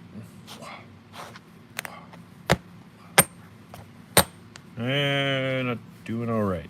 Let me just brush off some of this sawdust that I created here. Okay. Let's see how well they match up. Pretty good. Pretty good. Not bad. Let's see what it looks like with the seat. The butt plate. Oh, baby. We're making a chair. Look at that. I have made fire. I mean a chair. Pretty good. It's looking like a basic chair. And that's what we're going for. A little bit of a back and forth on these front legs. One's a little farther back, one's a little farther forward. I could adjust that later. If I glue everything else together, then I could break off the leg and re-glue it. Okay. So now, yeah, they're a little off from one another. So I might have to reposition one of these. Yeah, you see that? Like that. So let's see which one is straighter here. Oh, that's because this is bending, huh? I forgot this wood is bending. It's bending the wrong way, though. What did I do? I don't know what I did. Let me just line this up on the cutting mat, see which one's off. It's this one. This one is good. Okay, this one is off. Somehow I messed that one up. This one is, you see that if I go across the bottom here? That one is much higher right there. Somehow that got off kilter. That's okay. See how quickly that glued in place. So I'm just gonna break that and break that while keeping it slightly attached. And then I'm gonna put the super glue, because my buddies told me to use the super glue. I'm gonna put this on something so that I don't get it on my mat.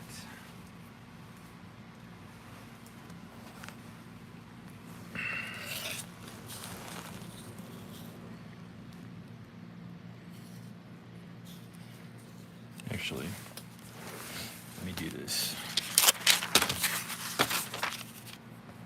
so I have a reference.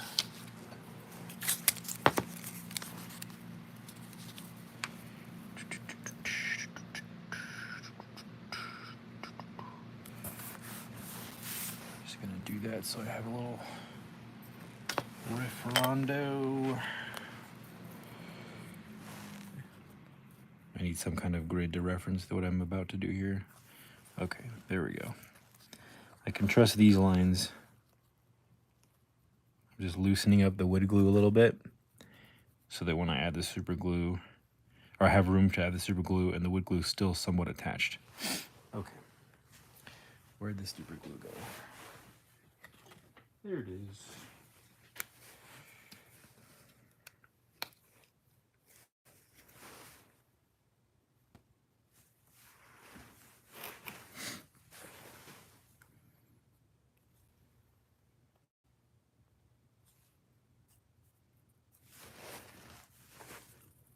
Of course, I already moved it out of place.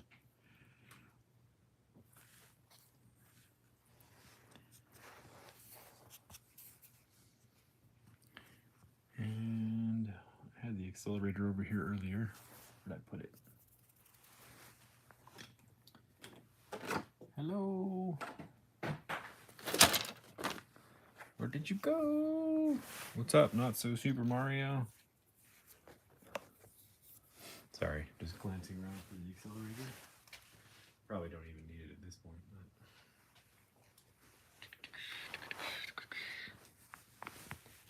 But... Well, it's lost forever. Until I clean up the shop, it's lost forever.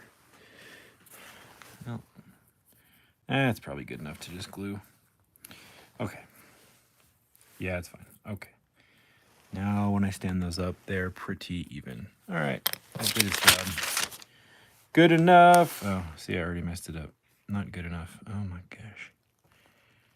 Stay there. Okay. Okay. Let me sand the gunk off of this really quick.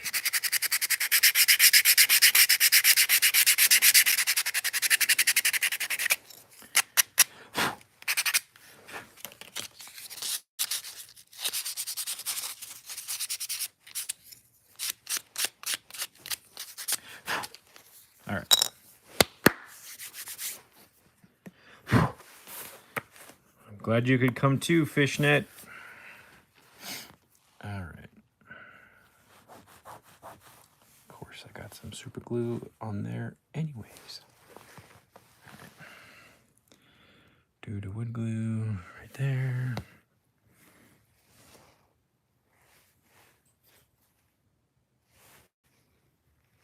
Probably should just go get a brush, but why do it the right way? And you can do it the max power way.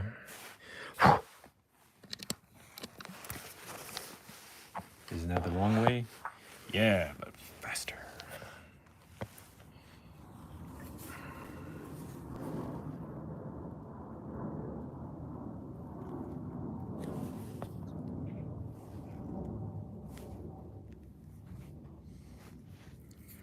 All right, let's see if we can get everything to do what we want here.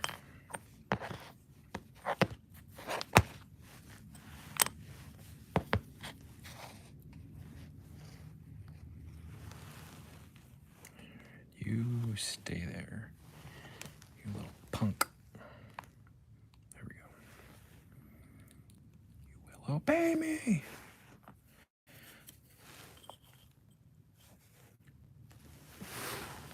Make sure these are lined up.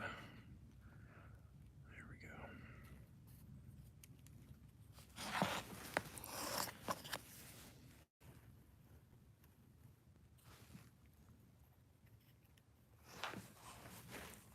There we go. Okay.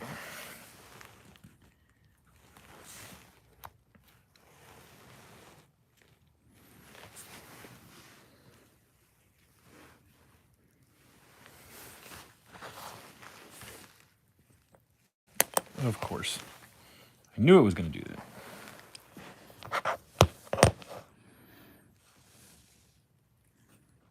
This is why doing live art is like... I would be doing this a lot differently if I wasn't doing it live. I would actually be clamping things and walking away for hours and doing something else. But because I'm trying to do it live, it is hard to keep everything in place. So if you were doing this, you probably should consider like clamping things and walking away for hours. And I would, again, I probably do 10 chairs at once. You know, and well, not really, I'm exaggerating, but like 4 chairs at once, and I'd put everything in place. I'd clamp it and walk away and go to work on another project, come back, do the next step, clamp it, walk away. So I'm just trying, because I'm trying to do everything at once here. It is just like a little janky. So please keep that in mind as you watch this stream. That is something that I am going about this much differently than I might, well, than I would do it if I wasn't showing you guys live.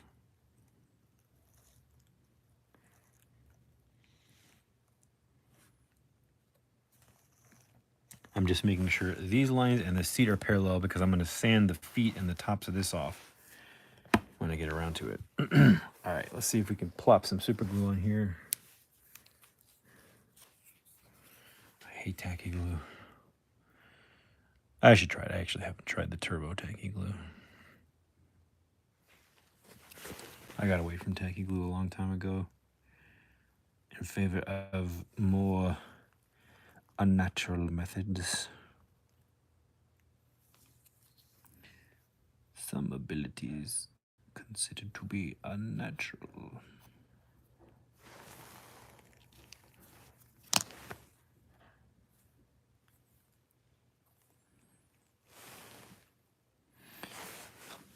Okay.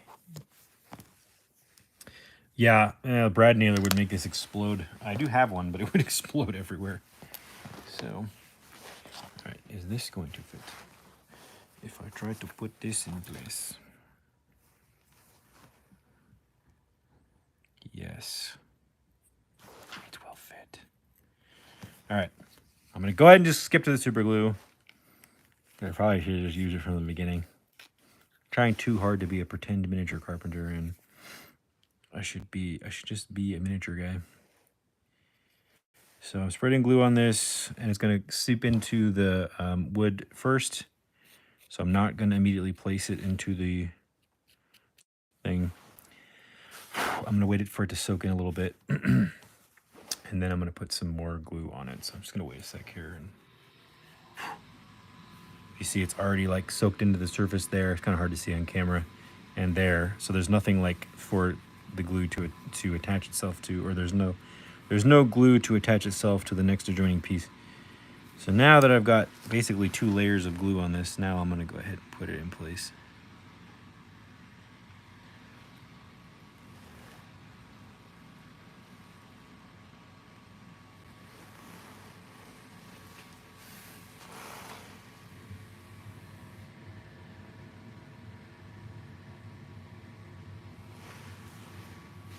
Okay. Another reason I don't like super glue on wood, if I want to stain it, it's impossible. It's impossible. This is a reason why I was trying to do it with all wood glue. To have a stain seep into where super glue has ruined the wood or the finish, right? So the super glue that's leaking out under these edges, if I wanted to stain this, I would never be able to hide the fact that it was super glued. Wood glue can present the same problem, but you can usually sand it down. With super glue, it seeps in and you can't really get rid of it. It's kind of like impregnating it with resin. So I'm gonna have to paint this. If I try to stain it, you're gonna see all the edges where the super glue bled through in the stain, because it won't penetrate. It can't penetrate super glue. It can only penetrate wood.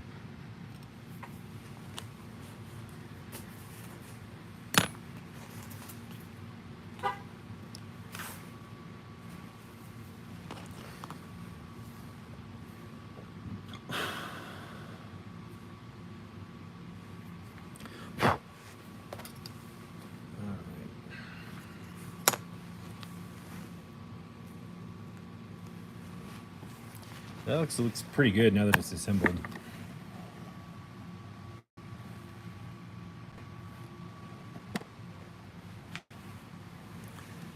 Check.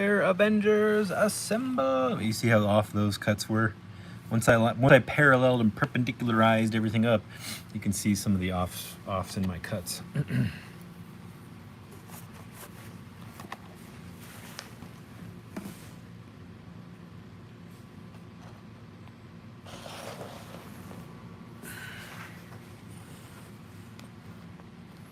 All right.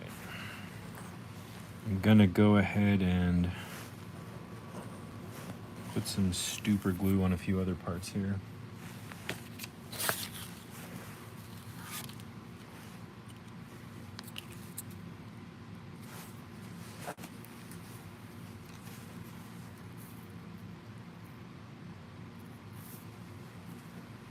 There is my accelerant.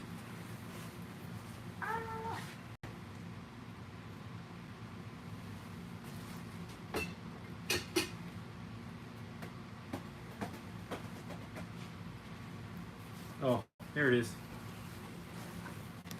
Found it. Okay, that should help.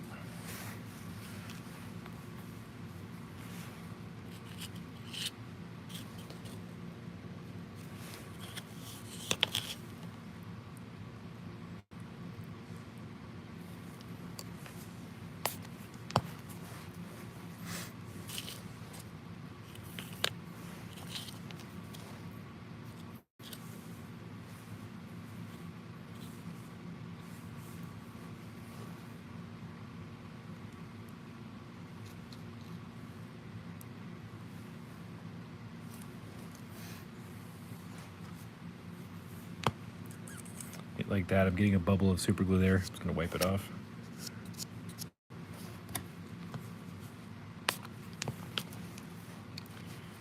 Okay. Janky chair. Fat red foo. It typically evaporates pretty well off of wood and off of other materials. If you let it actually fully evaporate, you can wipe it with a paper towel, which is what I'm about to do. Apparently I don't have any paper towels over here, so I'm going to use toilet paper. But you can wipe it like this. It'll come out. It actually doesn't seem to affect staining. There's actually a lot of really skilled woodworking people that I follow who use super glue as a hole filler with accelerant. And the accelerant, they sand down the super glue so that it's not seeping over the edges. But the accelerant, they seem to stain right over, and the accelerant doesn't mess with the stain. The super glue can, if you don't sand it down. Like in these, I'm not. The reason it's a problem on this is because I'm not going to be able to sand into this tight little corner here enough to get the super glue off. It's just not going to happen. But on the sculptors I watch, they do like large wood sculptures, and it's not a problem for them because they can sand off what comes over enough to where it won't ruin the piece. But in my case, we're dealing with such small dimensions here, that's very hard to do with stain. Again, if you're going to paint it, it won't matter. But, okay. That's staying together pretty good here. So, let me glue this last little one in here. Is that? Yep. Okay.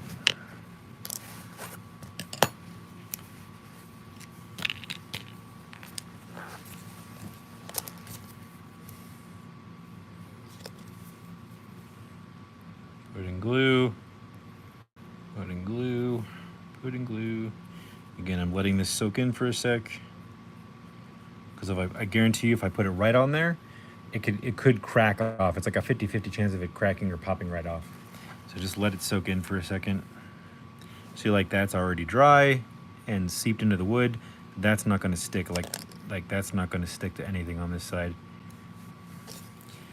But now that it's soaked into the wood, now if I put some more on, it'll float on top of that layer I just did and actually glue that layer to this, almost like creating like a micarta type material. Is it micarta? Micarta, is that the right word? I think it is. Where you like glue layers of stuff together and it creates a solid mass. It's kind of what the super glue does to the wood fibers. It's so cute.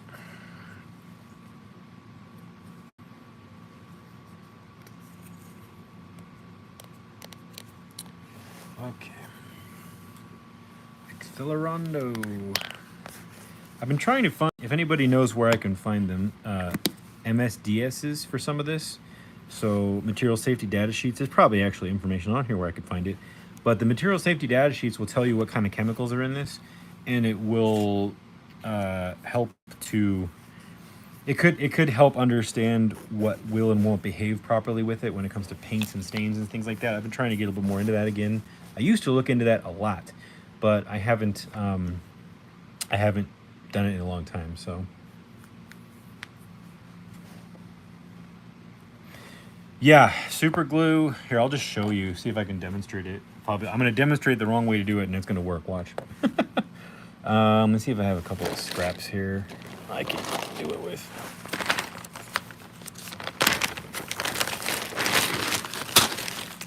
Just to show you what I'm talking about without messing up my piece. One of these, and I don't know. I think I have another piece in here, did I? Same dimension? Yeah. Okay. So, again, I've explained this in the Shoji screen video, but if you're going grain edge and grain edge to grain edge and gluing them together, that's very strong. If you're going to cut edge to grain edge, that's, or what is it? Sorry, I'm saying this wrong. It's called face grain. So face grain, the long edge, to in grain. That's what I'm missing my terminology up here. Face grain and in grain. If you're going face grain to face grain, you get a really strong bond. In grain to face grain, it's a lot weaker. In grain to in grain is crazy weak. And so with super glue, if I put this on the face grain like this is actually pretty dense little wood here, this basswood, so it might not be as big of a problem on a denser wood. But I bubbled that glue up on there. If I just let that sit, it'll soak into the wood. Face grain, it won't do it as much, but in grain, if I put a bunch of super glue here on the end of the in grain, it should soak in pretty quickly and go dry or look dry pretty fast. Yeah, it's already doing it. So you see that sheen is going away and it's turning a matte. That's because it just went into the glue. And even if I touch it to my finger, it's not sticking. It's already soaked into the wood. You can see it seeping down there on the edge. You can see it. It's seeped in about a couple millimeters. So there's nothing to glue to. Now this, it's taking longer because it's face grain. So you see that it's not seeping in, taking as long to, it's not taking as quick of a time, to seep in. So theoretically, in this case, since I still have it bubbling up there and I have this in grain that's impregnated with the glue and I stuck it to that bubbled up glue, it would probably glue pretty strong because this glue isn't going to seep anymore into this. But what I've been doing on this chair over here is I've been letting this glue seep in, and then I'll put another layer on top of this, like that. And this, it has nothing to seep into because it's already pumped full of glue. You can see the sheen is staying there now, whereas it's soaked in. So now if I take this and I hold this to this, you've got super glue bonding to super glue, and the super glue that I set on the wood is already bonded with the wood fibers. So I basically have to kind of do 2 layers to get it to bond. It's to be honest, it's not as strong as wood glue. It's pretty weak. It does work and it is a little faster, but it's weaker. So you see that? Much faster. It's not fully cured, but it is pretty easy to break. If you do it with wood glue and you let it cure overnight, it's very strong, much stronger. Because the wood glue behaves a lot like the lignin, which is the bonding agent that's in the tree. And it's actually stronger than the lignin. The super glue, though, is such a thin bond, and you're bonding cyanoacrylate to cyanoacrylate that is basically seeped into the wood. You'd think it'd be stronger. In my opinion, it's not. I've glued 2 big boards together with super glue just to test it in the past, and they pretty much cracked open immediately because there's so much variation in the surface that the cyanoacrylate can't it's meant to bond things that flat and almost have this van der Waals type force thing where the 2 surfaces are having this almost vacuum against each other. That's hard to do with wood. So Matt Logic, thank you. I will look at that. So you guys are quick. My problem is I want to do those things and I just forget, or when I go looking, I just don't look enough. So thank you. Anyways, so it works for small, quick things, but I wouldn't trust it for long-term permanent bonds or high-quality woodworking projects. Super glue, if you need it as like a quick tack weld, like I do with foam when I use hot glue to tack weld foam to let the EPS glue dry, you could treat it that way. I'm just, for the sake of time, that's why I just went ahead and gave in on the chair here. So this is nice and bonded up here. So we can work on our crossbeam piece here. There's probably a proper name for that. I don't know what it is, but we can do that. My neighbor is moving pallets of wood around, or pallets of stuff outside. If you can hear that jangling. I need this cross beam. Let me make sure these are long enough too. They are. Excellent. And there it is. I'm just going to go ahead and, I could measure this. It should be an inch, but I'm going to go ahead and just mark it. You see how this one is slightly higher than that one? I'll just sand that off later. Go ahead and mark it. Boom. And then we'll cut this off.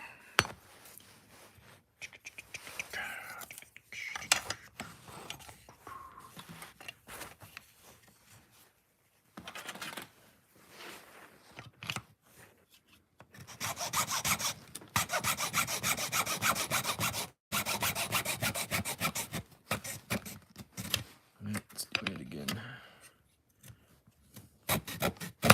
This piece might be too small. It's a little, yeah, it's a little small. I might have to cut another one. I realized when I started that cut, it was a little bit off. Let me try that again.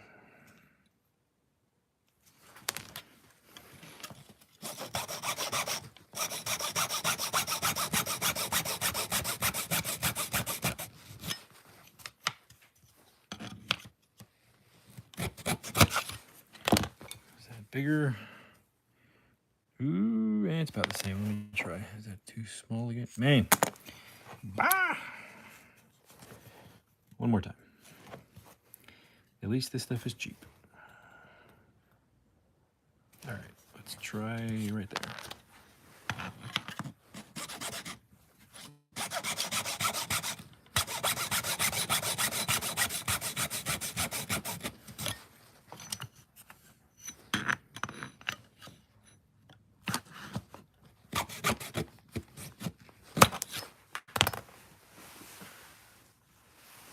Okay.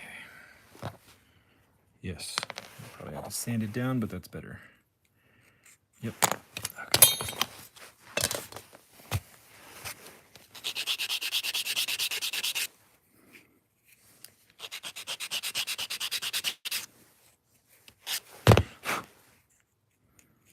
There we go. Much better. Okay. Starting to look like a chair. Just checking my 1, 2, 3.5. So 3.5 is actually this bigger measurement, but it does look a little extra taller than it needs to be. So I'm going to go ahead and not worry about it. I could have this little edge sticking up if I wanted to, as a stylistic choice. I might do that. Or I could have it stop right there and be perfectly flush. I might have it offset like that a little bit. That might look nice. And then I'll just trim this one to match. I should just do that now.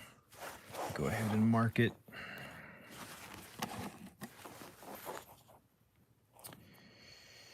Let's see here.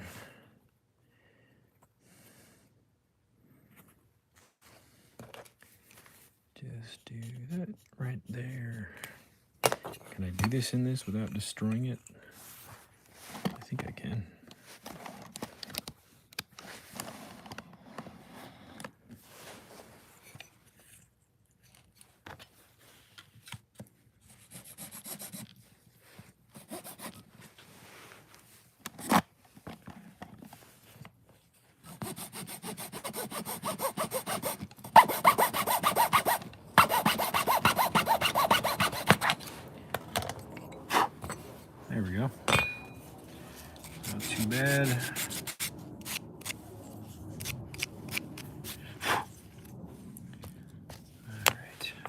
nice and square.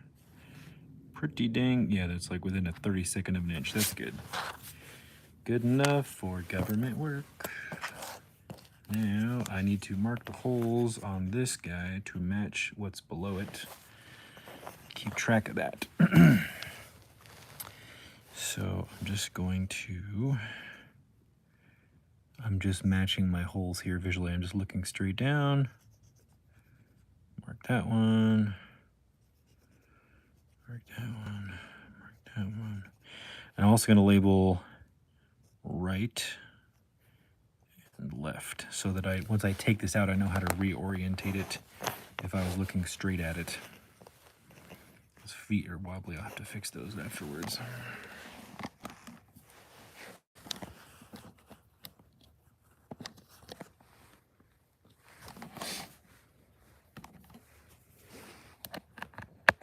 Take another sip of my kombucha.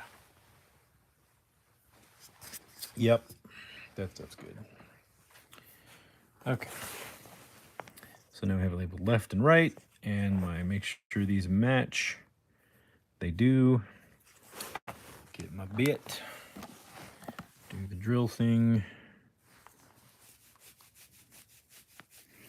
Really don't need to be too deep either.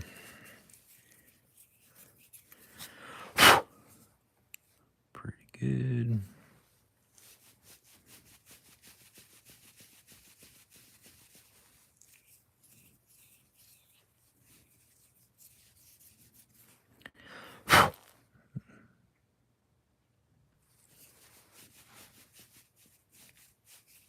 Almost there. It's coming together. You gotta trust the process.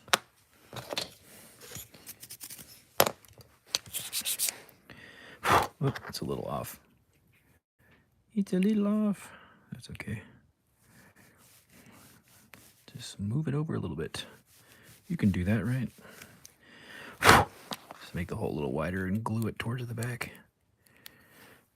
Okay.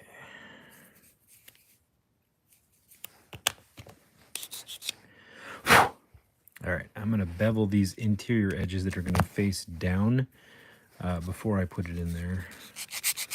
Actually, I should probably do the whole thing.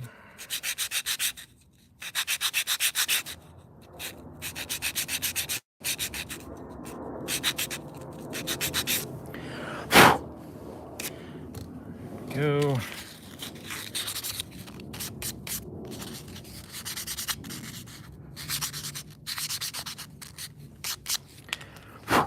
All right.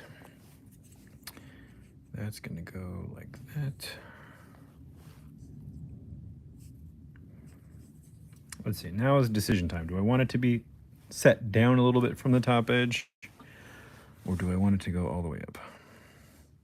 Yeah, I think set down looks a little bit, and I can round over these edges a little bit, add a little bit of shape to it, create some interest. I'm just gonna set these in here. Whoops. Yep, set that in there and mark it with a pencil so I know where to trim it. I'm just gonna hold it in there with my finger. So basically right there. Yep.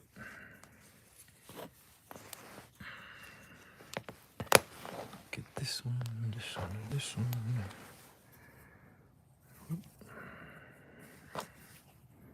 There's my mark. And cut on my mark here. Bam. And then we'll just re-spindle it. I'm just rotating it back and forth while I'm doing this. And that gets a little bit, sort of a longer spindle on the bottom and a tighter one on the top, which is actually very chair-like. You know, you don't have to do that. You can have them match, but a lot of times you see on chairs of certain styles and periods, you'll have tapers that are different on the top and bottom and stuff like that. So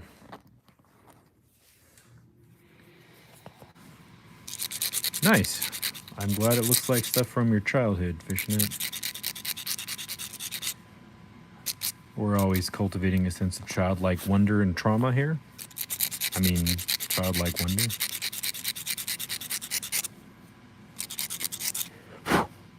All right, let's see. Yeah, that's not totally even. Make that a little bit more even.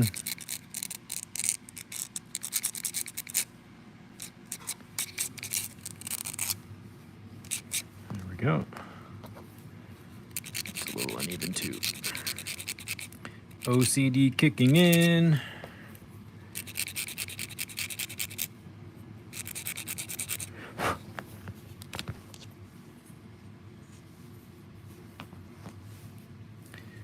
All right, let's just kind of hold these in place and make sure it looks right before I start putting glue on stuff. If I can do this without dropping it while keeping it in camera.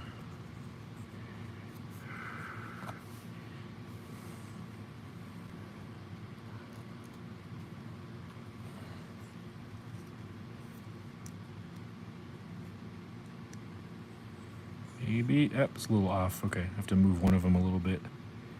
Pretty close. All right, so that's not that bad. It's a little tight on the right side there, but I think I can just leave it be. Or maybe not. Maybe I can make it work. It's a little, this gap is a little bit smaller than this gap, and I could fudge it if I move the top over to the right a little bit. So I do need to shorten them though, or drill deeper holes. I'll probably just shorten them though.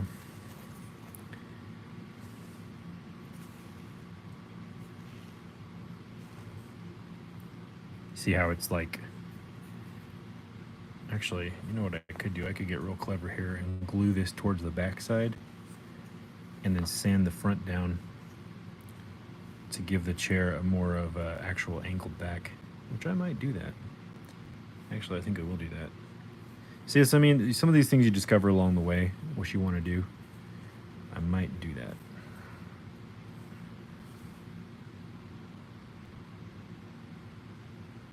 Actually, yeah, I have some ideas. So I'm going to drill this in a little bit more. All of these. And I'm going to sand the right side down some more to compensate. Let him cook. Thanks again for all the likes, guys. I appreciate that. Lets people know I'm live on a Saturday night.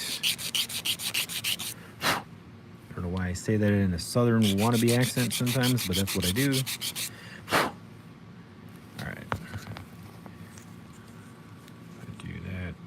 Push that over. Yes. Okay. And I'm going to actually, I'm going to do this right now. See how far I can take it.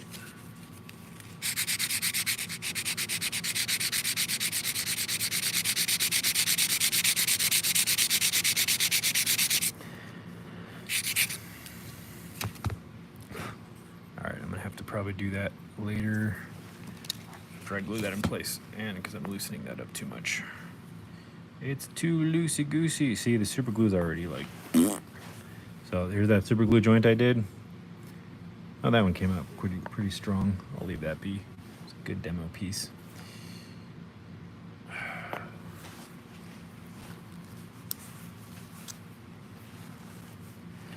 Probably because I was demonstrating the strongest way to do it. It turned out really strong. This one's a little wobbly.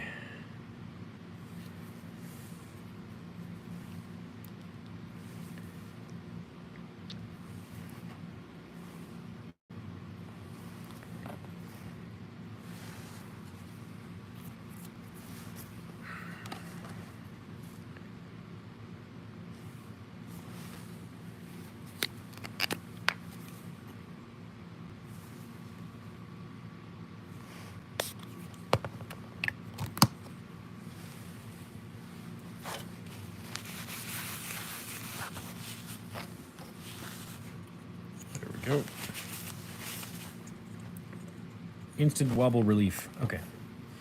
Let's see if I can glue this together and have it not go poorly.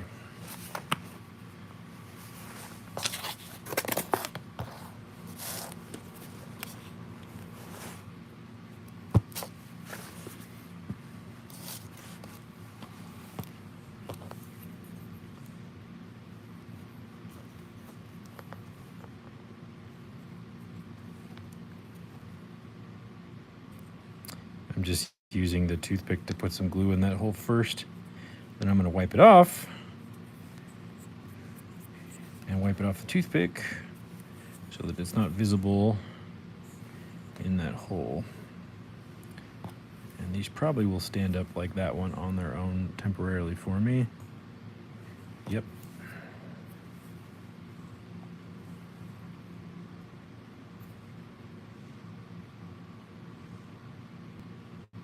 Okay. Then I can get another toothpick wherever I put them. Stay there. And then put some glue in these holes.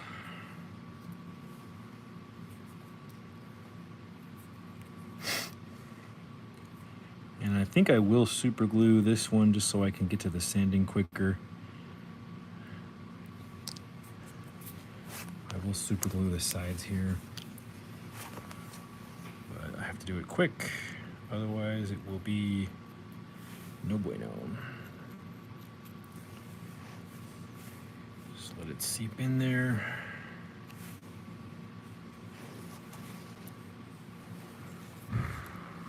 Okay. Orientated correctly, and then put some more glue. Some more glue. And then we will just see if we can make this do what we want.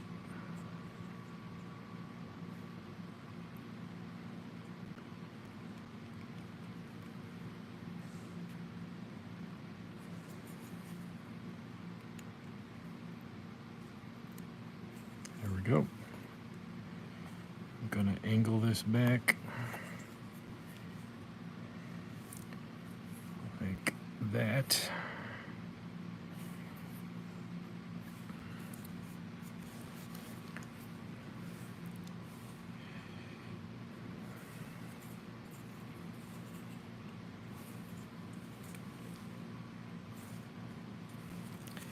And then we'll go crazy with the crazy glue back here. Just gonna squirt this off screen so I don't have to wipe out accelerant again.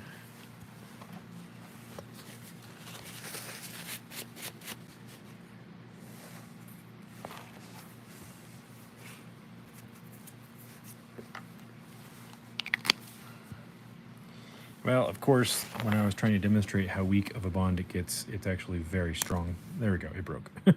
But you can see that took a lot of force actually for me to break. But you see when you break it away, that's like exposing the wood. There's nothing left there. That's because you just broke off the super glue from the wood. The wood glue bonds with the lignin in the wood better if you can wait for it to dry. The super glue isn't as strong, but it does the job, right? No one's actually going to be sitting in this chair, so. All right, I'm going to go ahead and clamp this.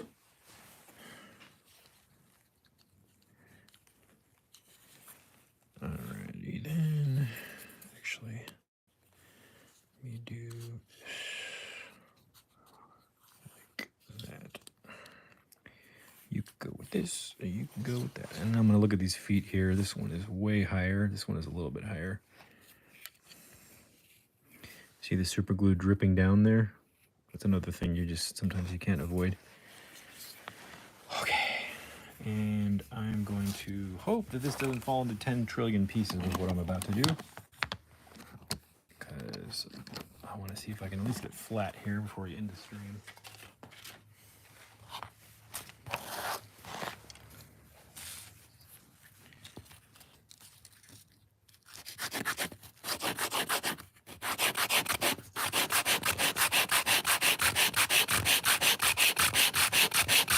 So if you have a belt sander, this will go very fast on the belt sander, which I do, but again, in the interest of trying to minimize power tools.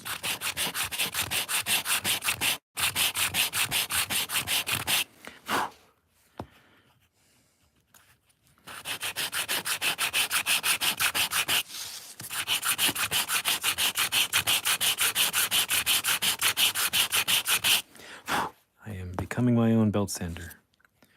One day, son, you'll become your own belt sander. Part of being a man.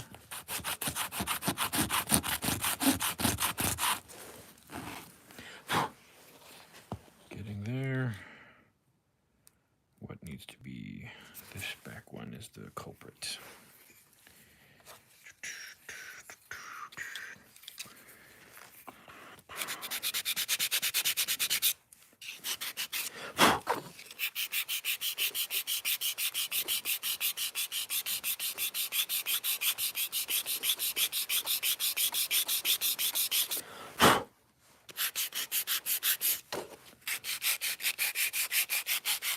Sandpaper is similar to teeth on a saw. Let the sandpaper do the work. Don't push too hard. Just kind of let the sandpaper glide across it. When you start pushing, you can start marring things up or breaking things or, you know, putting things out of level. Oh, it's getting there. Almost there. How big of a difference is it if I go like this? It's a pretty, I'm just trying to see the difference here. It's about 1/8. I was wondering if I should just cut it off. Nah. Stick with the sanding.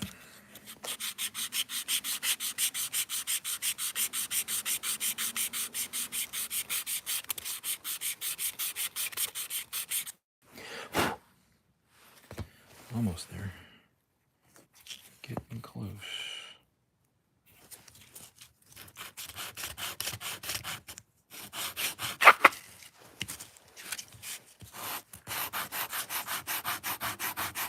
I'm just putting pressure on this one leg.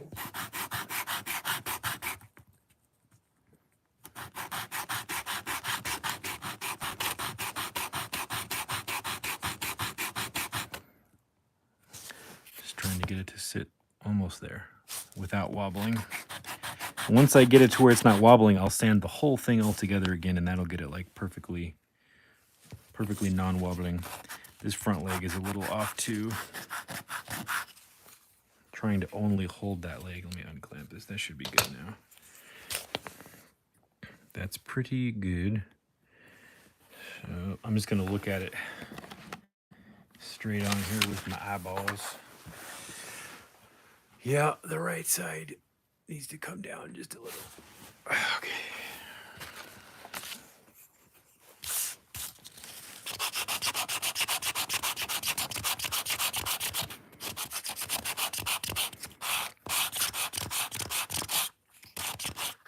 It's bouncing a lot.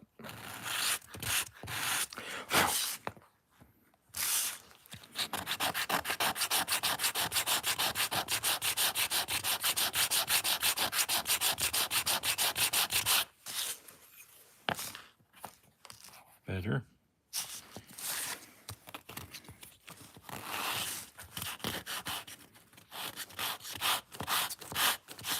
Trying to hold this as lightly as possible.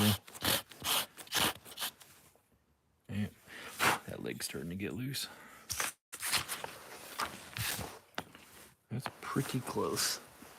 Oh, that's pretty dang good, actually. Maybe a little bit more off this back leg over here.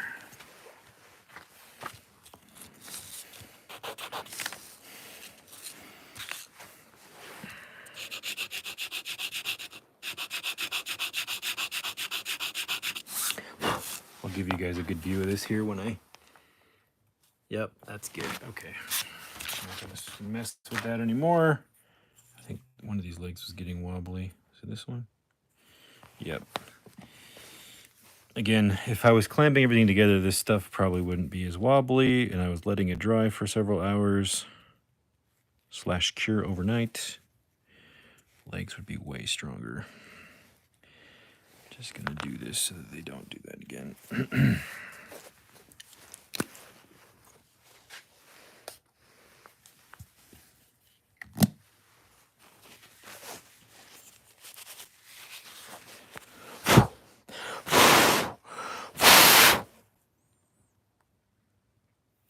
Okay. It's so cute. All right, and I set this back so I could sand the front down to give it a slight angle so it's not so rigidly straight. Actually, I might whittle it down and then sand it because I'd probably get a better result. So, just going to do that. See if I can do it like this. I'm using my thumb on this part so that if it slips, it stops like that, okay? Don't do this if you're not confident doing it. Use your Dremel. Use your belt sander.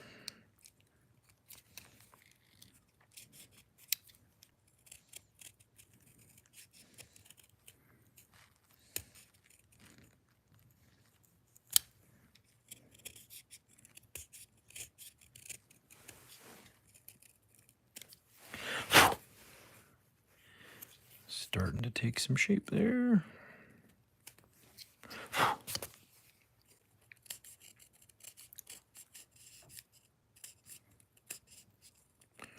Once I get some of this off, I will get the sanding block back out and just do the rest with that. Just get the bulk of the material off with the knife here. I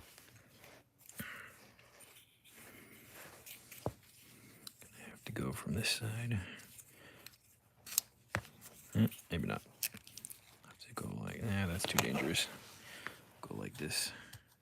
It's the problem with being not ambidextrous. Just go like this. We'll do it like a spoke shave or like a planer. I actually have that, but I wouldn't be able to fit it here.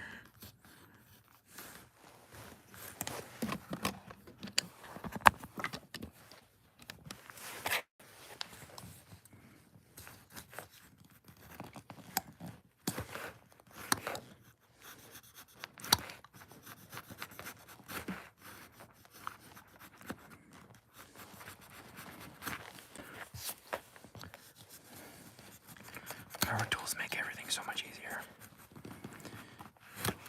But for this build, we're living in the 1840s, baby. All right, that's pretty good. All right, you see that little shape I got there? I'm just gonna refine, actually, I'm gonna trim off the back of this too. Just gonna pull that in a little bit. You know what, this one I should whittle too.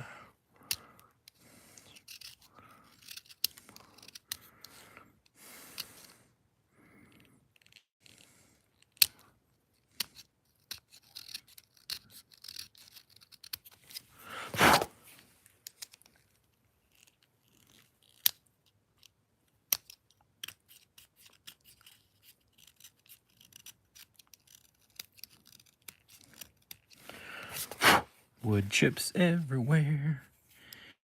It's the way of the wood chip.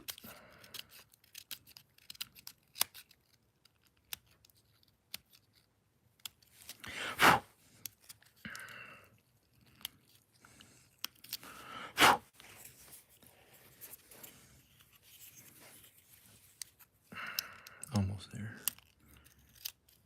There we go.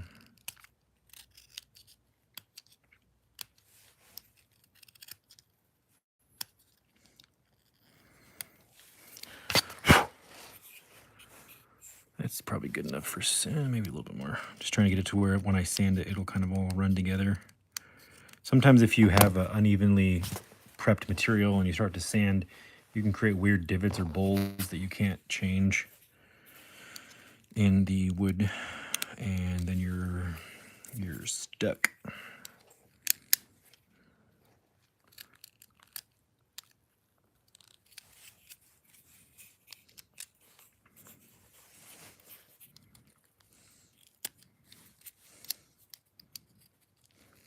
Almost there. Almost there. Okay. So I'm going to bring this to the edge of my table.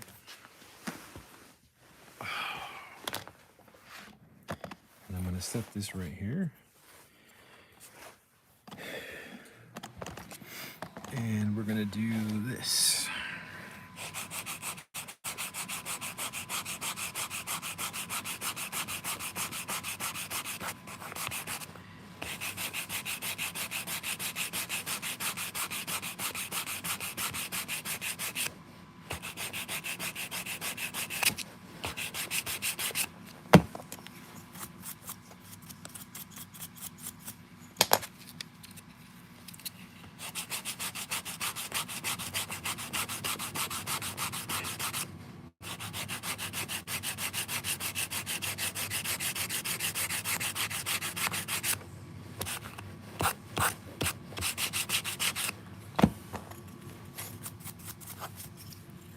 There you go. Refining that shape. It's getting there. A little bit more.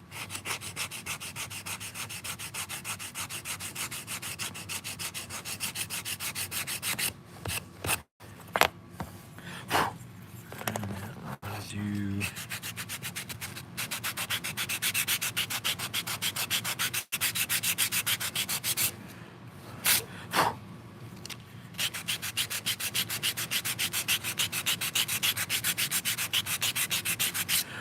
You'll notice something I'm doing is not just going straight back and forth. I'm actually turning the chair this way and this way so that the sort of average of all the sanding angles flattens itself back out. It's just a way of making sure I don't have this like super strong angle going only one direction. It helps kind of keep everything, it averages all out to be where I want it. When you're kind of shifting angles but keeping the same motion, kind of like you would against an oscillating sander or like a sanding drum, if you have one, power sanding drum. Same concept, you're just doing it with your hands.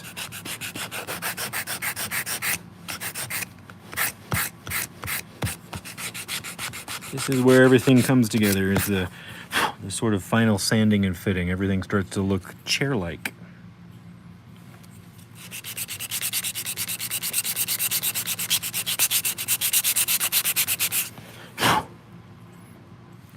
Might do a little bit more whittling here.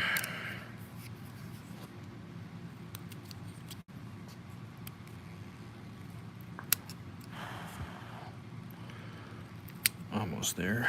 Trying not to accidentally shave off a big chunk or something.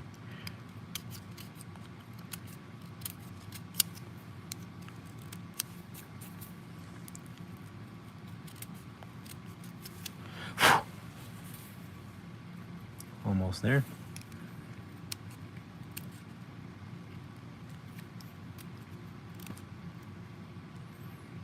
Again, I'm being very, very careful with my thumb placement so that I don't, like, I'm not doing this so the blade doesn't go straight into my thumb. I've got my thumb bent away so that if it does come at me, this guard will just naturally stop on my skin and the blade doesn't have a chance of cutting my thumb. So I just keep angling it in certain ways. I'm also trying to keep my thumb below the blade if I can. So like here, it's straight on. I'm also trying to get as low as I can on the wood so that I could deflect it if I needed to and not cut myself.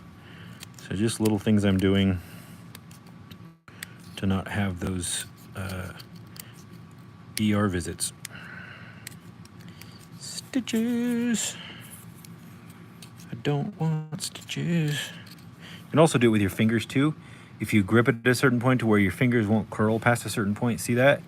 The blade's only going to move a ½ an inch, so I know it's not going to come into my thumb, right? Like this. I'm not going to suddenly, I'd have to force it to go towards my thumb, and the natural stop point is right there.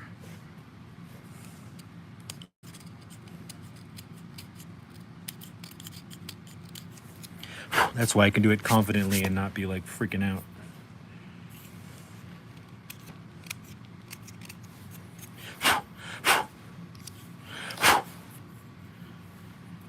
All right.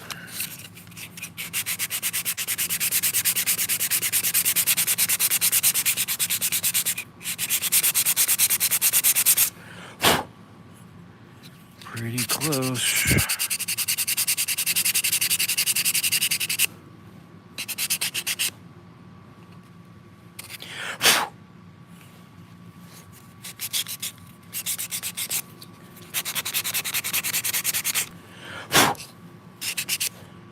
Trying to see if I can eliminate this super glue right here. Let's try that again. Oh.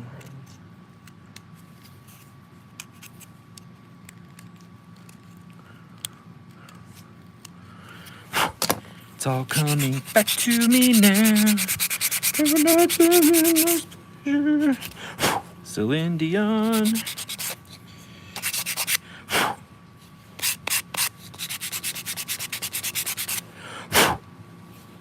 Again, this is the 120 grit too, so once I get the shape I want, I'm going to go back over with that 400 grit. I am pretty happy with this. Obviously the space in between here and here is not perfectly the same. If I was slowed down again, like I said, I would be a little straighter and evener, so don't think yours won't be, it will. Evener. That's a word. All right, so now I'm gonna go ahead and bevel. Go ahead. That's a man. My vocabulary sucks. All right, I'm gonna bevel these edges.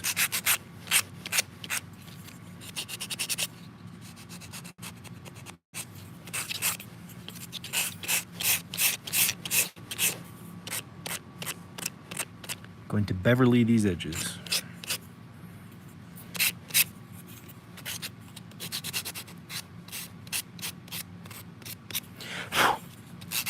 Right here.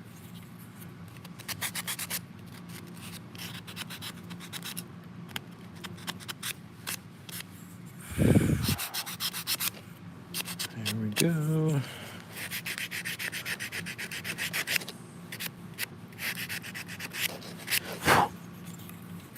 Inside, I have to do the inside differently because this thing is too big.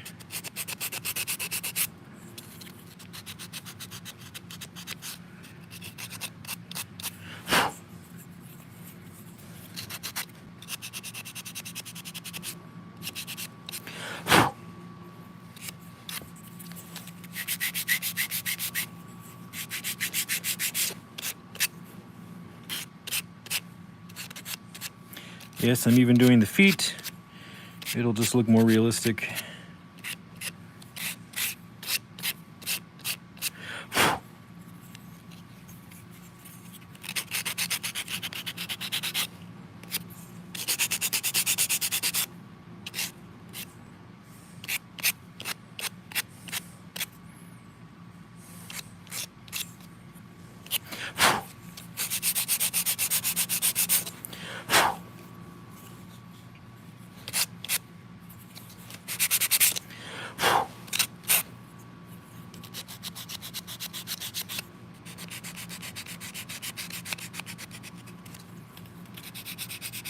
Almost there.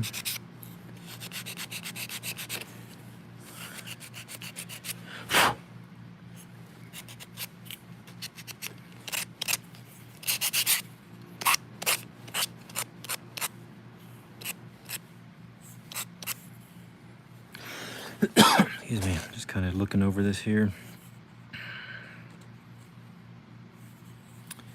Looks pretty good. All right, I'm gonna take the 400 grit and just go over it again really quick.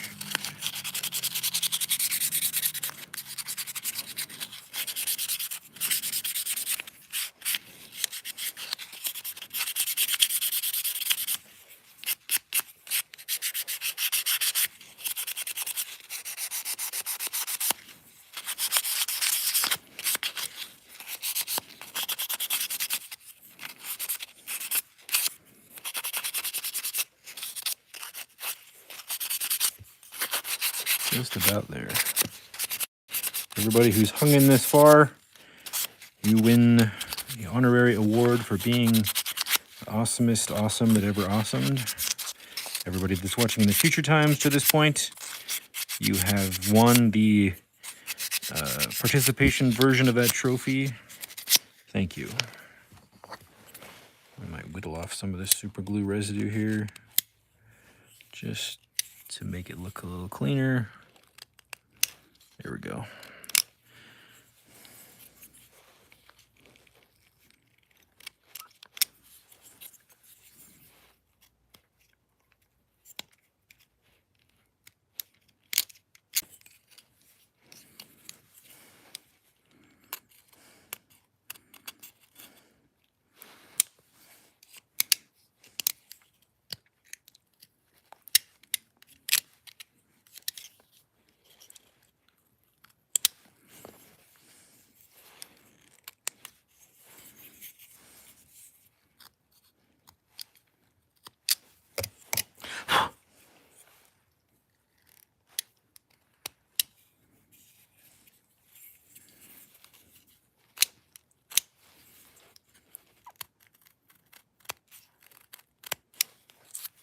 Almost.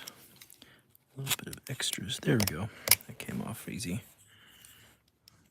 I see your comments, guys. Hold on a sec. My camera is upside down for me, so. Okay. Let's see. tiny little spots here and there. That's pretty good. I'll probably fiddle with that some more afterwards, but let's go get Melbot and sit her in her chair that we built for her. Okay. Fat Red, yeah, maybe the lack of human interaction or the I don't know, the weird I can't even think of words. Yeah, I'm with you. COVID did mess a lot of people up, just the experience of it, whether you had the actual sickness or not, or you were just mentally or emotionally affected. Yeah, my wife, she deals with that. It like nobody's the same. We're all in the same boat on that. So that's something we all share in common. We were all affected one way or the other. And yeah, it was not an ideal experience. So here is the table. This is going to be uneven because of the legs, but that's something I'll finish up at another time. I'll have to sand those down. The chair. The bench. All right. Let me go get Melbot. I forgot where I put her.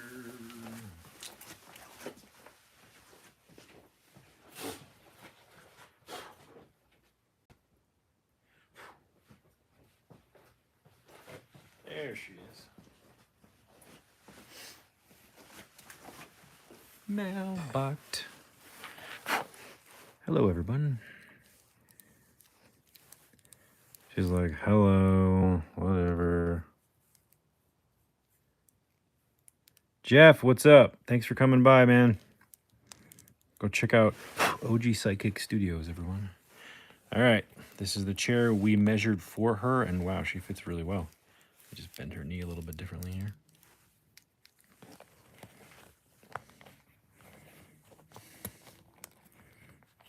Ugh, got her all out of whack here.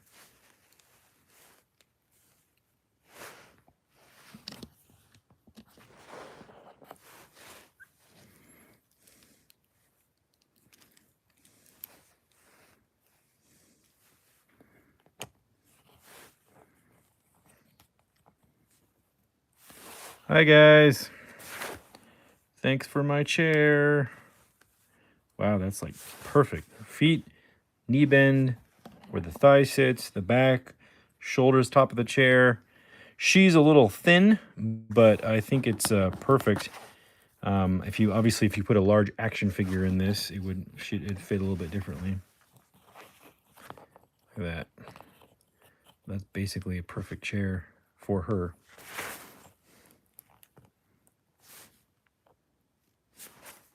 Let me go get a bigger figure here really quick.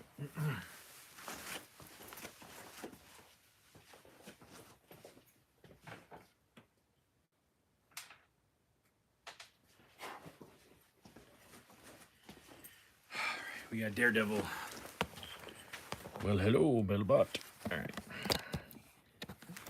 See if here we'll put Melbot over here on the bench, which we know fits because we use the same base measurements. She fits perfectly. Do. All right, let's see how Daredevil fits in this chair. Pose for your portrait, Daredevil. Oops. Come on. There we go.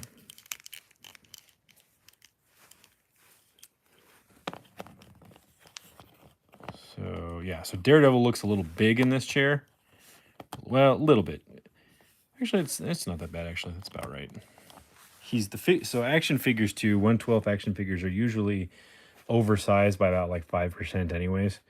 So I modeled this chair for Melbot. So if you wanted to make one for your figures, it was a little bit more conducive to their size. You could basically make this all, if you took all these dimensions and made them about 1/4 of an inch bigger, it would probably fit Daredevil nicely. Maybe make the seat plate about 3/8 of an inch deeper and the heights of everything about 1/4 of an inch more, and it would probably fit perfectly for your 1/12 scale figures, the larger ones.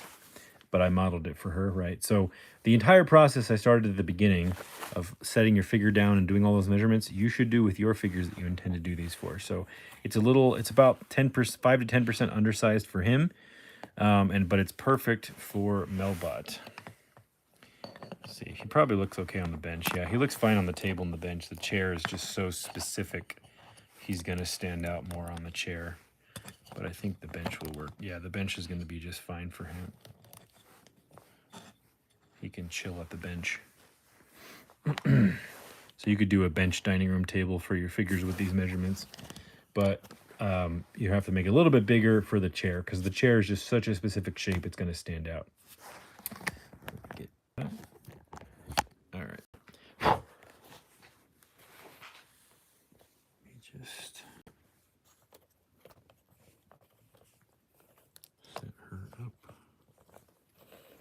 like this. And set D-Dog with this.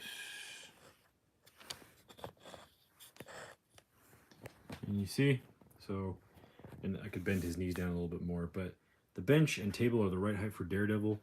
For her, the table could stand to be a little bit lower for her, but this is scaling down a standard table. This is scaling the chair to the figure, right? So the bench and the chair are scaled to this figure. The table is scaled down from full size, like normal. So you could theoretically just sand the legs down about 1/4 of an inch, and the table would fit a little bit more perfectly with her chair and bench. But ironically, and incidentally, not ironically, incidentally, it works well for Daredevil. So yeah, so this is like the basic process you guys can follow to get this stuff done custom for you. Chairific video. Excellent. Eric Bradshaw. So there is our chair. So what I'm going to do, I'm going to go ahead and paint these off camera. So I'll probably just, honestly, I'll probably just hit this with spray paint. Maybe a espresso brown. If I want to go like sort of just basic, I could go espresso brown and then white and then sand it off, and it would look like a couple layers of old paint. Or I could just do a solid color. I'll probably do like, I don't know if I want to get super creative or if I just wanted to keep it simple. Probably keep it simple because this is a demonstration piece.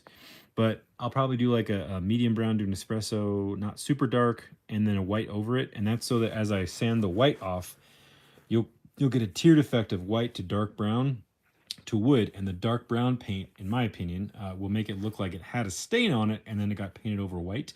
Like you see with old chairs. People will stain it and then paint it over and then sand it off to make it look weathered, or they'll paint it and it'll just wear off and they'll sand it, and that's the style they'll go with.